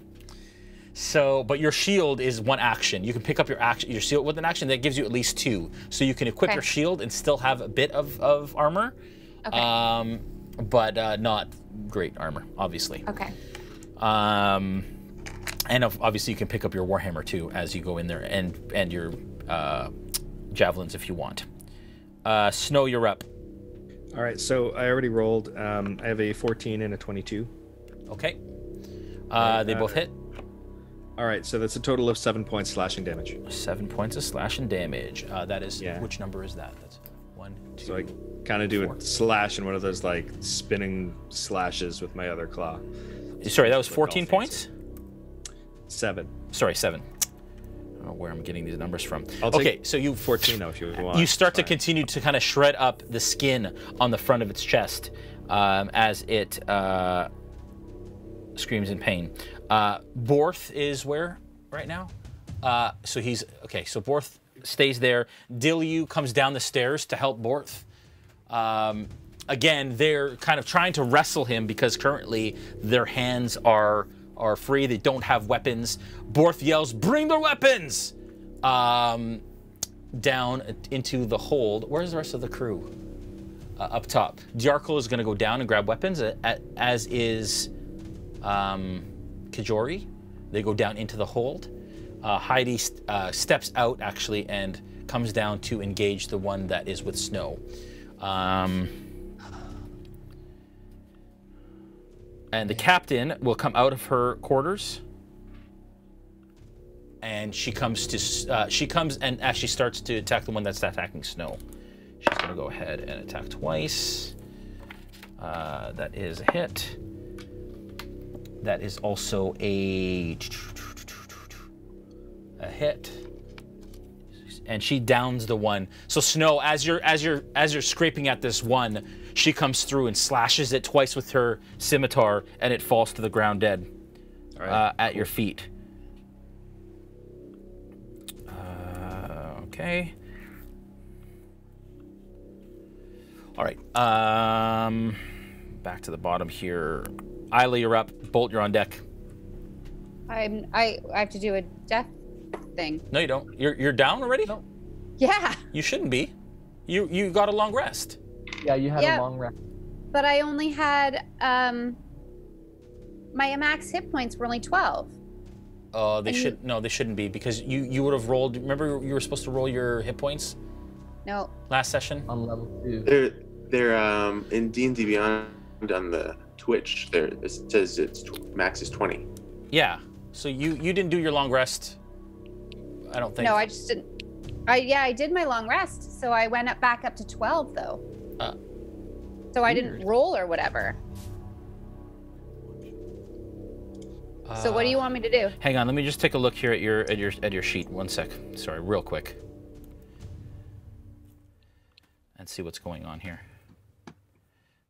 It only had me when I went to the long rest. Yeah. It put me back up to 12 out of 12.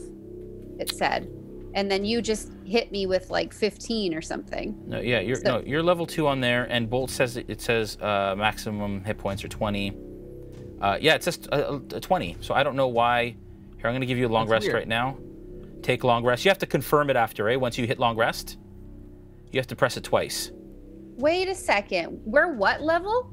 2nd level. Yeah. So. Oh, you're using the one from. I'm on the copy. Yeah, you're on the copy. That's so crappy. Yeah. So you probably wouldn't even fall in last session either. Last fight. Oh. So, oh my god. How much damage did you just take? I think you hit me with 13? 13 or 15. Yeah, okay, so you're at 7 hit points. I've updated it. It's there. So it's your turn. What do you do? Now I'm not prepared. I'm gonna, okay. Wow. Sorry, guys. I was not on the right one. I'm sorry. It's my bad. I'm gonna turn into a frickin' bear, and I'm gonna lose my mind on anybody that's around me. All of a sudden, Aella starts to change form as you hear this deep growl come out of her as she turns into this black bear that stands up on its hind legs and roars in the middle of the ship's deck. Yeah. I love it. That is a bonus action, right? Does she have bear stats yet? Yeah, I do. I have them right now. All right. How many hit points does your bear have?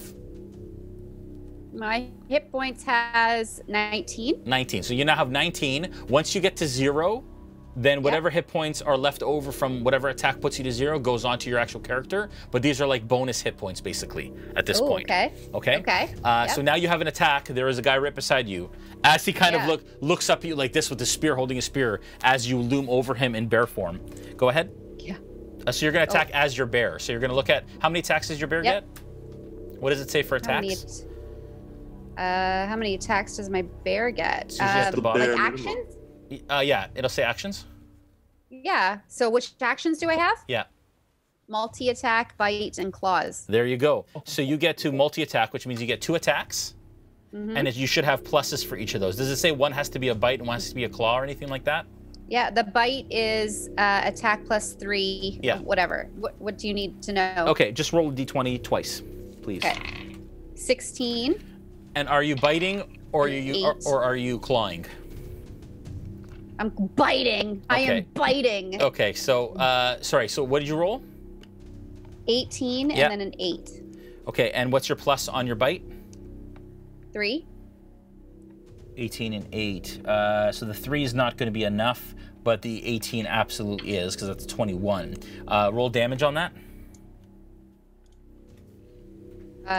To 1d6 plus 2. So I rolled a 2, and it's a 2 so 4 points of damage. 4. Okay, so yeah. So you come down and you start to maul the Sahu again as you take 4 damage off it.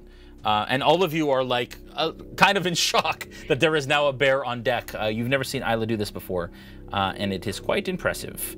Bolt, you are up. And you all fist pump me because we're all animals together. Plunkrawk on deck. Okay. I am going to try to aim, because I don't have anything else. I'm going to use good old breath weapon. And aim it so in a straight line such that it hits the one in front of me and reaches the big shark, street shark. What's the range on it? It's 5 by 30 foot line. It's a 5 by 30 foot line. So yeah, so you can, if he's the one in front of him, he's going to hit the one in front of him and street shark. I keep calling it the shark abomination. Yeah, so that one. Okay. Okay, go ahead. Roll. Do they have to roll a saving throw? Is that how it works? A dex saving throw, DC 12. Otherwise, they take half. Okay. The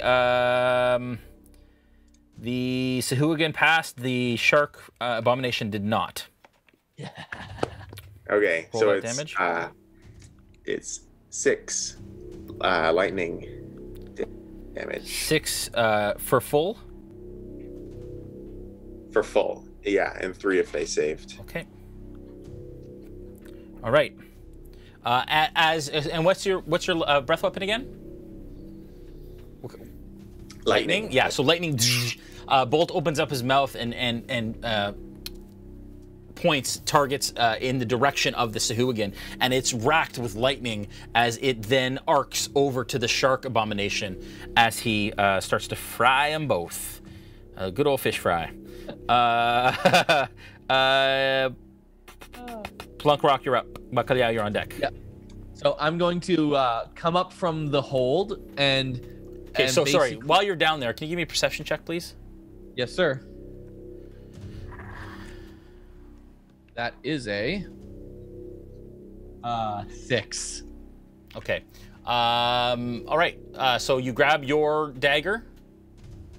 Yep. I grab both my daggers. Yeah. And I just run back up. Okay. You come back up to the top of the stairs. It would be So you're at the top of the stairs with basically full movement, and it puts you right beside one of the abominations. So you still have an action. Okay. So not the abominations, the Sahuagin. Having cast Hunter's Mark, I will attack the Sahuagin. Actually, I will. Can I dodge or get out of the way of the Sahuagin and aim for the shark? If you come up the stairs, you're going to have to move out of its place. It's going to get an attack of opportunity on you. But can you not shift your Hunter's Mark with a bonus action? Isn't it a bonus action to shift Hunter's Mark? Let me check for you. I'm pretty sure it is. It doesn't say It that. should. On subsequent turns, you can use it to mark a new creature. On bonus? So this is doesn't say that. Yeah, well, it's a bonus Isn't it action, a reaction right? when the one dies. Yeah, it's a bonus action. Yeah, you're right. Bonus action. You can use a bonus action on a subsequent turn to mark a new creature. Once it dies, or when it's still just freely? It just says on that turn. If the target... Oh, no. If the target drops to 0 hit points before the spell ends, you can use a bonus action on subsequent. Yeah, so decide if you want to attack the shark body abomination or the Sahuagin. Yeah, I'm going to maintain my Hunter's Mark on the shark. Yeah. And just try to get around the Sahuagin and obviously take an opportunity attack. Okay, it is a miss as its spear strikes out and you narrowly pass it, and now you are up against the abomination. And I'll stab it in the side. Okay, once or twice? Do I have the option? Twice? Well, yeah, because you can dual wield, but you can't add your bonus to the damage of the second weapon. Oh yes, so I will do that then twice. That is a plus. I'm just looking at my daggers here. That is a 17. That's on a the hit. First one. Yep. And second one is a that's a 19. Okay. That is a hit. Okay, so 1d4 plus 3 each. That is a 8 and an 8. So 16 Plus- points of damage? Yeah, 8 with the first one. Sorry. I rolled the wrong die. My bad. I was gonna say, you can't do 8 with 1. That's a 2. 1d4s. Plus 3, that's 5. Plus 1. So I did 6 points of damage. 6 points of damage. All right. Cool. You start to kind of kick into its side, kind of like what's his face? Drax. As you start to puncture its thick shark hide, and blood starts to pour from that as it kind of roars in this deep guttural sound. I'll move back towards the steps. You're gonna move away. Yep. Okay. What's your armor class again? 13 now. It would be a 13, or is it? 13. I took my armor off, so I only have 13. Yeah. Okay. So that is a. Sorry. You're lucky. Okay. It misses. Where do you want to go back to? Toward the stairs. Okay, so you're where you are now, beside Gaziel. Yep. Okay, Bacalhau, you're up. Okay. I can hold an action, but You can ready an action. Yeah, it's called readying in this edition. Yeah. I'm so sorry. It's okay. But I don't know if I can also emerge from my shell. Like, emerging is a bonus action, but I couldn't, like, emerge and then cast a spell, right? I could only do one. No, you can. If it's you get one bonus action and one full action. So you can emerge as a bonus action. Okay. And then you still get a full action. Okay. And I can hold that or ready it, I mean? Yeah, you could ready that, yep. Okay, so if it seems like he's walking away from me, like if I can feel giant shark monster footsteps going away from me and he stopped bashing me, I'd like to emerge from my shell and cast burning hands. Okay, all right. At the abomination. Yeah. Okay. All right. After you emerge right in front of him, the abomination is going to attack you. Huh? You just emerged. No, I want to ready that. You can't ready it. You can't ready a bonus action. You can only ready an action. That's what I was wondering. If I could ready that whole package of stuff. No. So I'm gonna wait. If he starts walking away, then what I will do is emerge and stand up. Okay. That's what I want to do. Otherwise, I'm just gonna lay here and get beat. Okay. All right. So it attacks you twice again, misses, and you feel it just kind of batting you around in your shell. You can do better than that.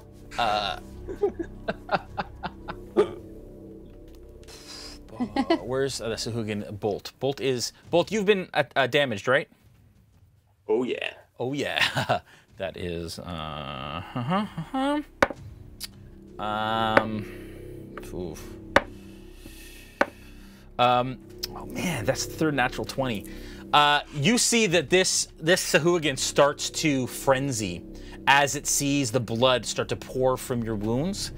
And it starts to just wail at you with its spear. Is that a little fish pun? Wail at you with the spear. That's 6 points of damage from the spear. And that's going to be 7 points of damage from its bite as it bites into your clavicle. And its shark teeth dig deep. I am down for the count. Bolt goes down right beside you, Aella. Dude. The next one is going to attack you, Aella. It's going to try. And you are also damaged, so it gets advantage on its attacks because of frenzy. Oh dear. I think you make this stuff up. You take 6 points of damage as he spears you with his spear. Okay. I'm not worried about now that I've got more points. That's nothing. 6? Yeah, 6 points of damage from that 19. And then the other one, is there another one on board who was killed? Okay. The captain, yeah. So you do see another Sahuagin start to climb over the side of the ship beside the shark abomination as it comes on board right there. Gaziel, you're up. Snow, you're on deck. All right, so I'm just gonna keep going to get my You make it into the room and to your stuff. You're able to pick up your shield and your warhammer and your javelins, and now you have them in your hands. You can, but that's your movement. You're gonna have to wait until your next turn to go. Snow, you're up. Okay, that is a 13 and a 23 to hit. Those are hits. Okay, that's 11 points damage total from strikes. It's 11 points on, okay. Yeah, so it'll be like a left hook and then like a clawed uppercut. Yeah, so you punch it and then you claw back across, and now it's really starting to clawed, kind of a clawed slash left. Yeah, yeah, and it's starting to really bleed, and you can tell that it's not doing well at this point. I'll spit in its wound. It doesn't like that. Diarkle comes back up with weapons. Snow, you can see that she's got your scimitars. Oh, you can't see, but you can hear the clink of familiar scimitars. As you hear her say your name, she's gonna run up behind him, and you feel her hand you scimitars. She gives the warhammer to Heidi as well, and the captain has her swords as she's or her sword and her dagger as she's come out of her cabin. And Diarkol is going to cast Shillelagh, and she's going to try. Can she get into the fray there? Okay, move her around to the shark abomination. Yeah, actually, she just moved up. It's okay. That's as far as she can go. Sorry. Dilyu is going to attack that one. Natural 20 for Dilyu. That's some Mercer magic right there. And 19. Hello. That is enough there as he starts to fight that one. Heidi also starts to fight the one that you goes around and starts fighting the one that just came up. Kajori, it comes up from below deck and jumps onto the one that Heidi's fighting, and they're kind of keeping it at bay. Aella, you're up. Bolt, you're on deck. Okay. Hold on. Oh, I'm not muted. I thought I was muted. No. Okay. Well, I'm still a bear. I want to still attack. Yeah, do it. I think it's one bite, one claw. I think it says. Yeah, it's one bite. Yeah, exactly. Okay. Actually, though, first, is Bolt close to me? Can I cure wounds on him quickly? You can't as a bear. You can't Just cast. a big paw. Sorry. Yeah, you can't. You can give him a bear hug, but you can't. Aw, I would, but I know you would, but you can't. Okay, so I want to attack him. Okay, I want to attack do it. Okay. So one bite, one claw. Yep. 10. My bite. So my bite is 13. Oh, that's a hit. And the damage is 6. Okay. Then my claw is 17. Yep. And my damage is 2d4 plus 2. So my first roll was 4. My next roll was 4 plus 2. Okay, and which one was your first attack? Was it the bite or the claw? Bite. Okay, so you bite down on his head, and you have this Sahuagin in your grasp, and you start to kind of shake it like this, and while it's in your head, you swipe at its neck, and you hear a crunch and a crack as it goes limp in your jaws, and you drop it to the ground as that Sahuagin is dead. Yeah. I killed it? Yeah, you killed it. Yes! Like DiCaprio. Yes! Bolt, you're up. Plunkrawk, you're on deck. All right, death save. Here we go. 11. That's a success. Nice. Okay, Plunkrawk, you're up. Where is Bolt? He is on the ground beside Aella there. Sorry, could someone point him out? I just want to know where I am and where he is. You're at the back of the deck. Bolt is over by the bear. Okay. On the ground. Okay, so I'm not that far. No, you're not that far. Yeah, 5, 10, 15 will put you to him.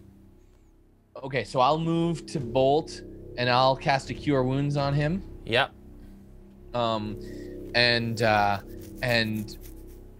While, because that's my action, and I have the bonus action. Nope, that's fine. I will do that one. I'll just do a Cure Wounds.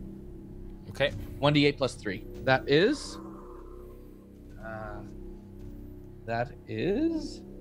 6 plus 3. 9 HP. Okay. As Bolt comes to again for the second time in 2 days. All right, Bacalhau, you're up. I'll whisper to him. Tired of saving life. Okay, so I'm just gonna keep getting beaten. Okay, so he continues to. I'm just being bait. I'm just distracting him because I know that I'm kind of safe. Yeah, and he's trying to kind of get at you, and you feel him biting on your shell, and he is not. He's not making any sort of progress. This is actually working. This is good. You all hear Borth yell, "Focus on the shark, man!" Anyways, you get the idea. And so he yells out that thing as he continues to bat at you. The Sahuagins are still fighting Borth and Dilyu. That one there is going to step up to Plunkrawk. Bolt gets up, and he's going to attack Plunkrawk there. Plunkrawk is not damaged, so he does not get advantage on that. What's your armor class? 13? 13, yep. Oh, you're so lucky. Missed twice. As the spear comes out, and you feel the snap of his bite right kind of near your head as he misses. I snap back. You guys aren't fighting any Sahuagin at this point. The captain goes around to fight the... she helps Heidi with that one, because she can tell that the shark thing is... No, not the she's going to fight the Sahuagin. Yeah. Diarkle is going to go over to... how bloody are you still, Adam? I'm at exactly half my health. Okay, so she gets up onto the boat and kind of waits to see if anybody goes down. She's going to start to mitigate some damage here, if she can. And you see another Sahuagin come up the other side on your side. Yeah, there. Yeah, right there. And is going to wait there as it's already taken its turn. All right, Gaziel, you're up. Snow, you're on deck. All right, so I guess I'm coming down the left side of stairs? Yeah, no, well, okay, you come out of that door that's right there between the stairs. And now you're at the top of the stairs, and there's a Sahuagin to your left, Sahuagin to your right, and the shark abomination. I'll get the Sahuagin closest to me, and I want to attack it with my Warhammer. Yeah, do it. Yeah. Okay. That's a 4. Okay, with a 4, that is not enough. As you come to attack it, it hears you kind of clanging behind it, and it turns around and manages to parry your Warhammer attack. Snow, you're up. Okay. With my bonus action, I try once again to pull on an echo from a dying timeline if I'm able to make a connection. Being that we're still level 2, I guess that's not happening. No, you're not. I move next to Bacalhau. Yeah. So that I can start attacking the big shark. Yeah. As Orth had suggested. I rolled a 23 and a 10. 23 is a hit. Okay, so there's 5 points of damage. Okay. Very nice. That's with my scimitar. I also nod to Diarkle, thanks. Okay. As you come through, you can tell, obviously, by the smell of this creature, and you hit true with your scimitar, and you can feel that it gashes and cuts deep into its thick shark hide. Borth and the rest of the crew continue to fight the characters that they are. Aella, you're up. Bolt, you're on deck. How long is this for, man? How long am I a bear for? An hour. Oh. Half your druid level, so in hours, right? So an hour. Oh shoot. Okay. Well. You can dismiss it when you want, but this is bonus hit points, and you do more damage this way. So. Great. Okay. Send me over to Big Shark Man. Yeah, do it. So you kind of climb over the boat in between Bacalhau and Diarkle, and and you go to hit. So attack it.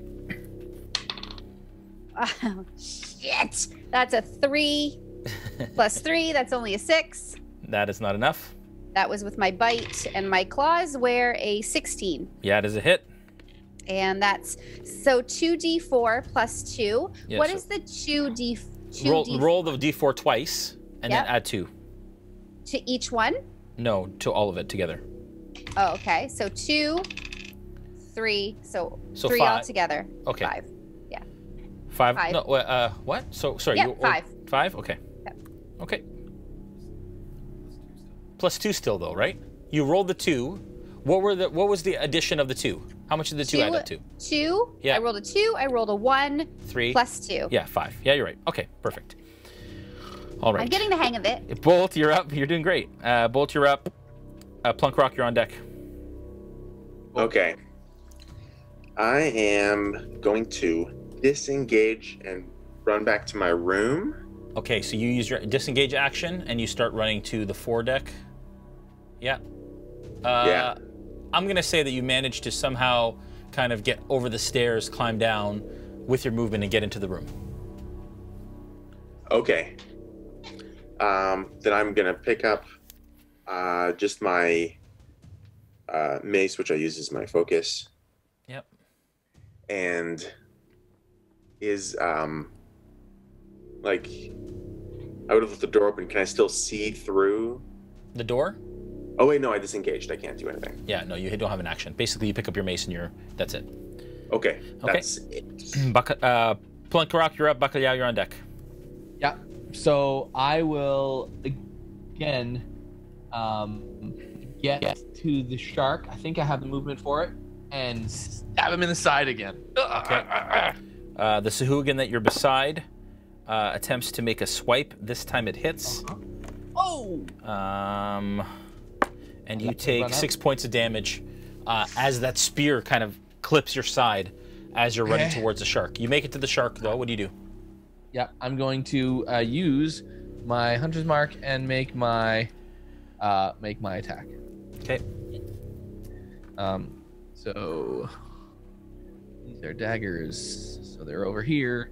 That's a +5. Oh, that's a natural 20 plus nice. 5, so 5. Nice. On my first one.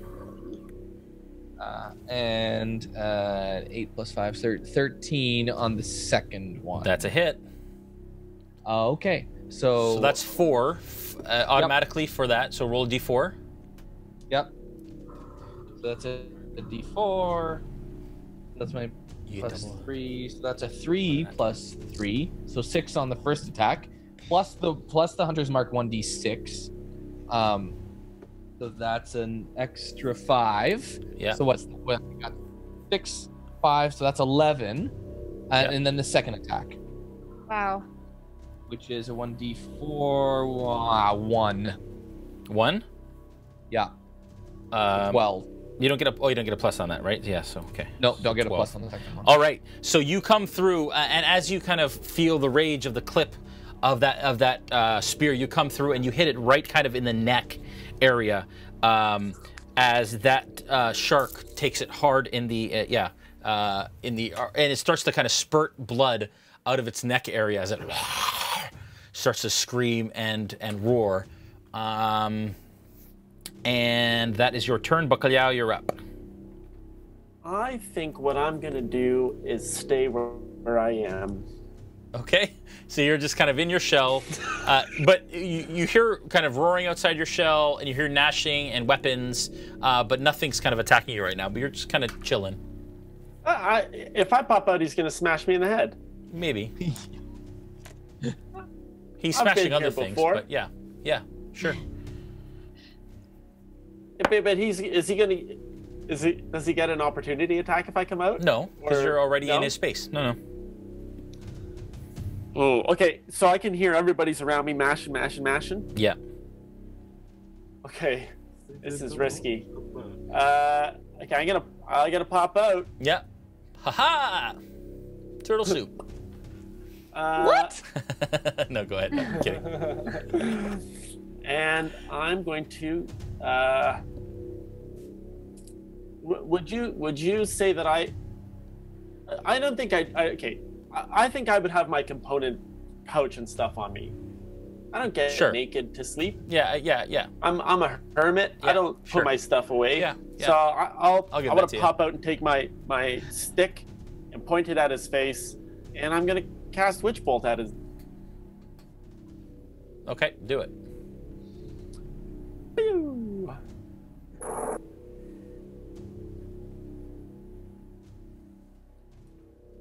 It's not great. It's a 13. Oh, that's a hit. Oh. Okay. Okay, so on a hit, he takes D12. That's 4. Okay, for 4 points of damage? Yeah. Okay. All of a sudden, from between you guys, and you see this witch bolt hit him hard in the side as he starts to kind of shake and convulse with this electrical witch bolt energy as it racks him in pain. At this point, you hear from behind you all as a second shark abomination climbs onto the deck and roars as it opens its mouth, and that is where we're going to end the session for this evening. Jason Azevedo, haven't your parents taught you better than this? Don't. You know what? Don't blame me. Blame James Hake, who wrote this adventure. I'm actually taking it easy on you guys compared to what the adventure says it should be. So, thanks, guys. How do you sleep at night? That was soundly, actually. Yeah, with my armor on. You're all learning lessons. When you wake up, you put your armor on. We didn't have time. Oh, well, we did, actually. You did. But we woke up and then we were on deck. Yeah, you guys said, I went up on deck. I said, she called you, and they didn't, you had time. I just wanted breakfast. Sleep in my armor next time. Okay, everybody put your armor on immediately. This is the third time. It cut out briefly, so it totally sounded like you just dropped an F-bomb there, Brandon. I'm going to imagine that you did. Thanks, guys, for playing. Okay, next time, right? Yeah, well, we're getting there. Action-packed session, guys. I don't think we've ever had this much combat in a session before. That's two kind of back-to-back encounters. So much fun. Thank you, everyone at home, for watching. If you enjoyed what you saw tonight, please consider making us your Twitch Prime subscription, of course, or just subscribing normally with your Twitch account, as that helps us to do what we do. And I've seen this go off all night, so we thank you for your subscriptions and, of course, your follows. This will be airing tomorrow on YouTube again. We will all be chatting in the YouTube during the premiere at 4:30 p.m. Eastern, and then after that, behind the screen with me at 8 p.m., and I will answer all the questions, you guys, all the burning questions of all the rules I forgot, and why I decided to do certain things, and why really everybody should just blame James Hake and not me for the carnage that is occurring this session. Just saying. Also, I want to thank, of course, all of our sponsors as usual. For all of the continued support. It's been wonderful. And for 100 and something for 107 for winning the dice spinners from Mithril Armory. Congratulations on that. Also, a happy birthday to Scuba Cod, as it's your birthday. So happy birthday to you. Thank you for spending your birthday with us. Really appreciate that. I didn't bring out my special My Sharona tribute tonight. That's the song we were singing before the session. Julian hates me, who is our producer, for putting it into his head all night. He says I'm the worst. And Josh is laughing over here too because he helped us. So thanks, Josh. Thanks to our moderators. Of course, as usual, you guys have a wonderful week. Tomorrow night, Behind the Screen. Thursday night, the Players Table. Sunday night, Nolzer's Marvelous Tutorials with RealmSmith. And then, of course, back for episode 6, guys. We are almost halfway through this campaign. I can't wait for next session to see how you all fare leading into the end of this encounter. Have a good one, guys. Bye! See you on Thursday. Bye.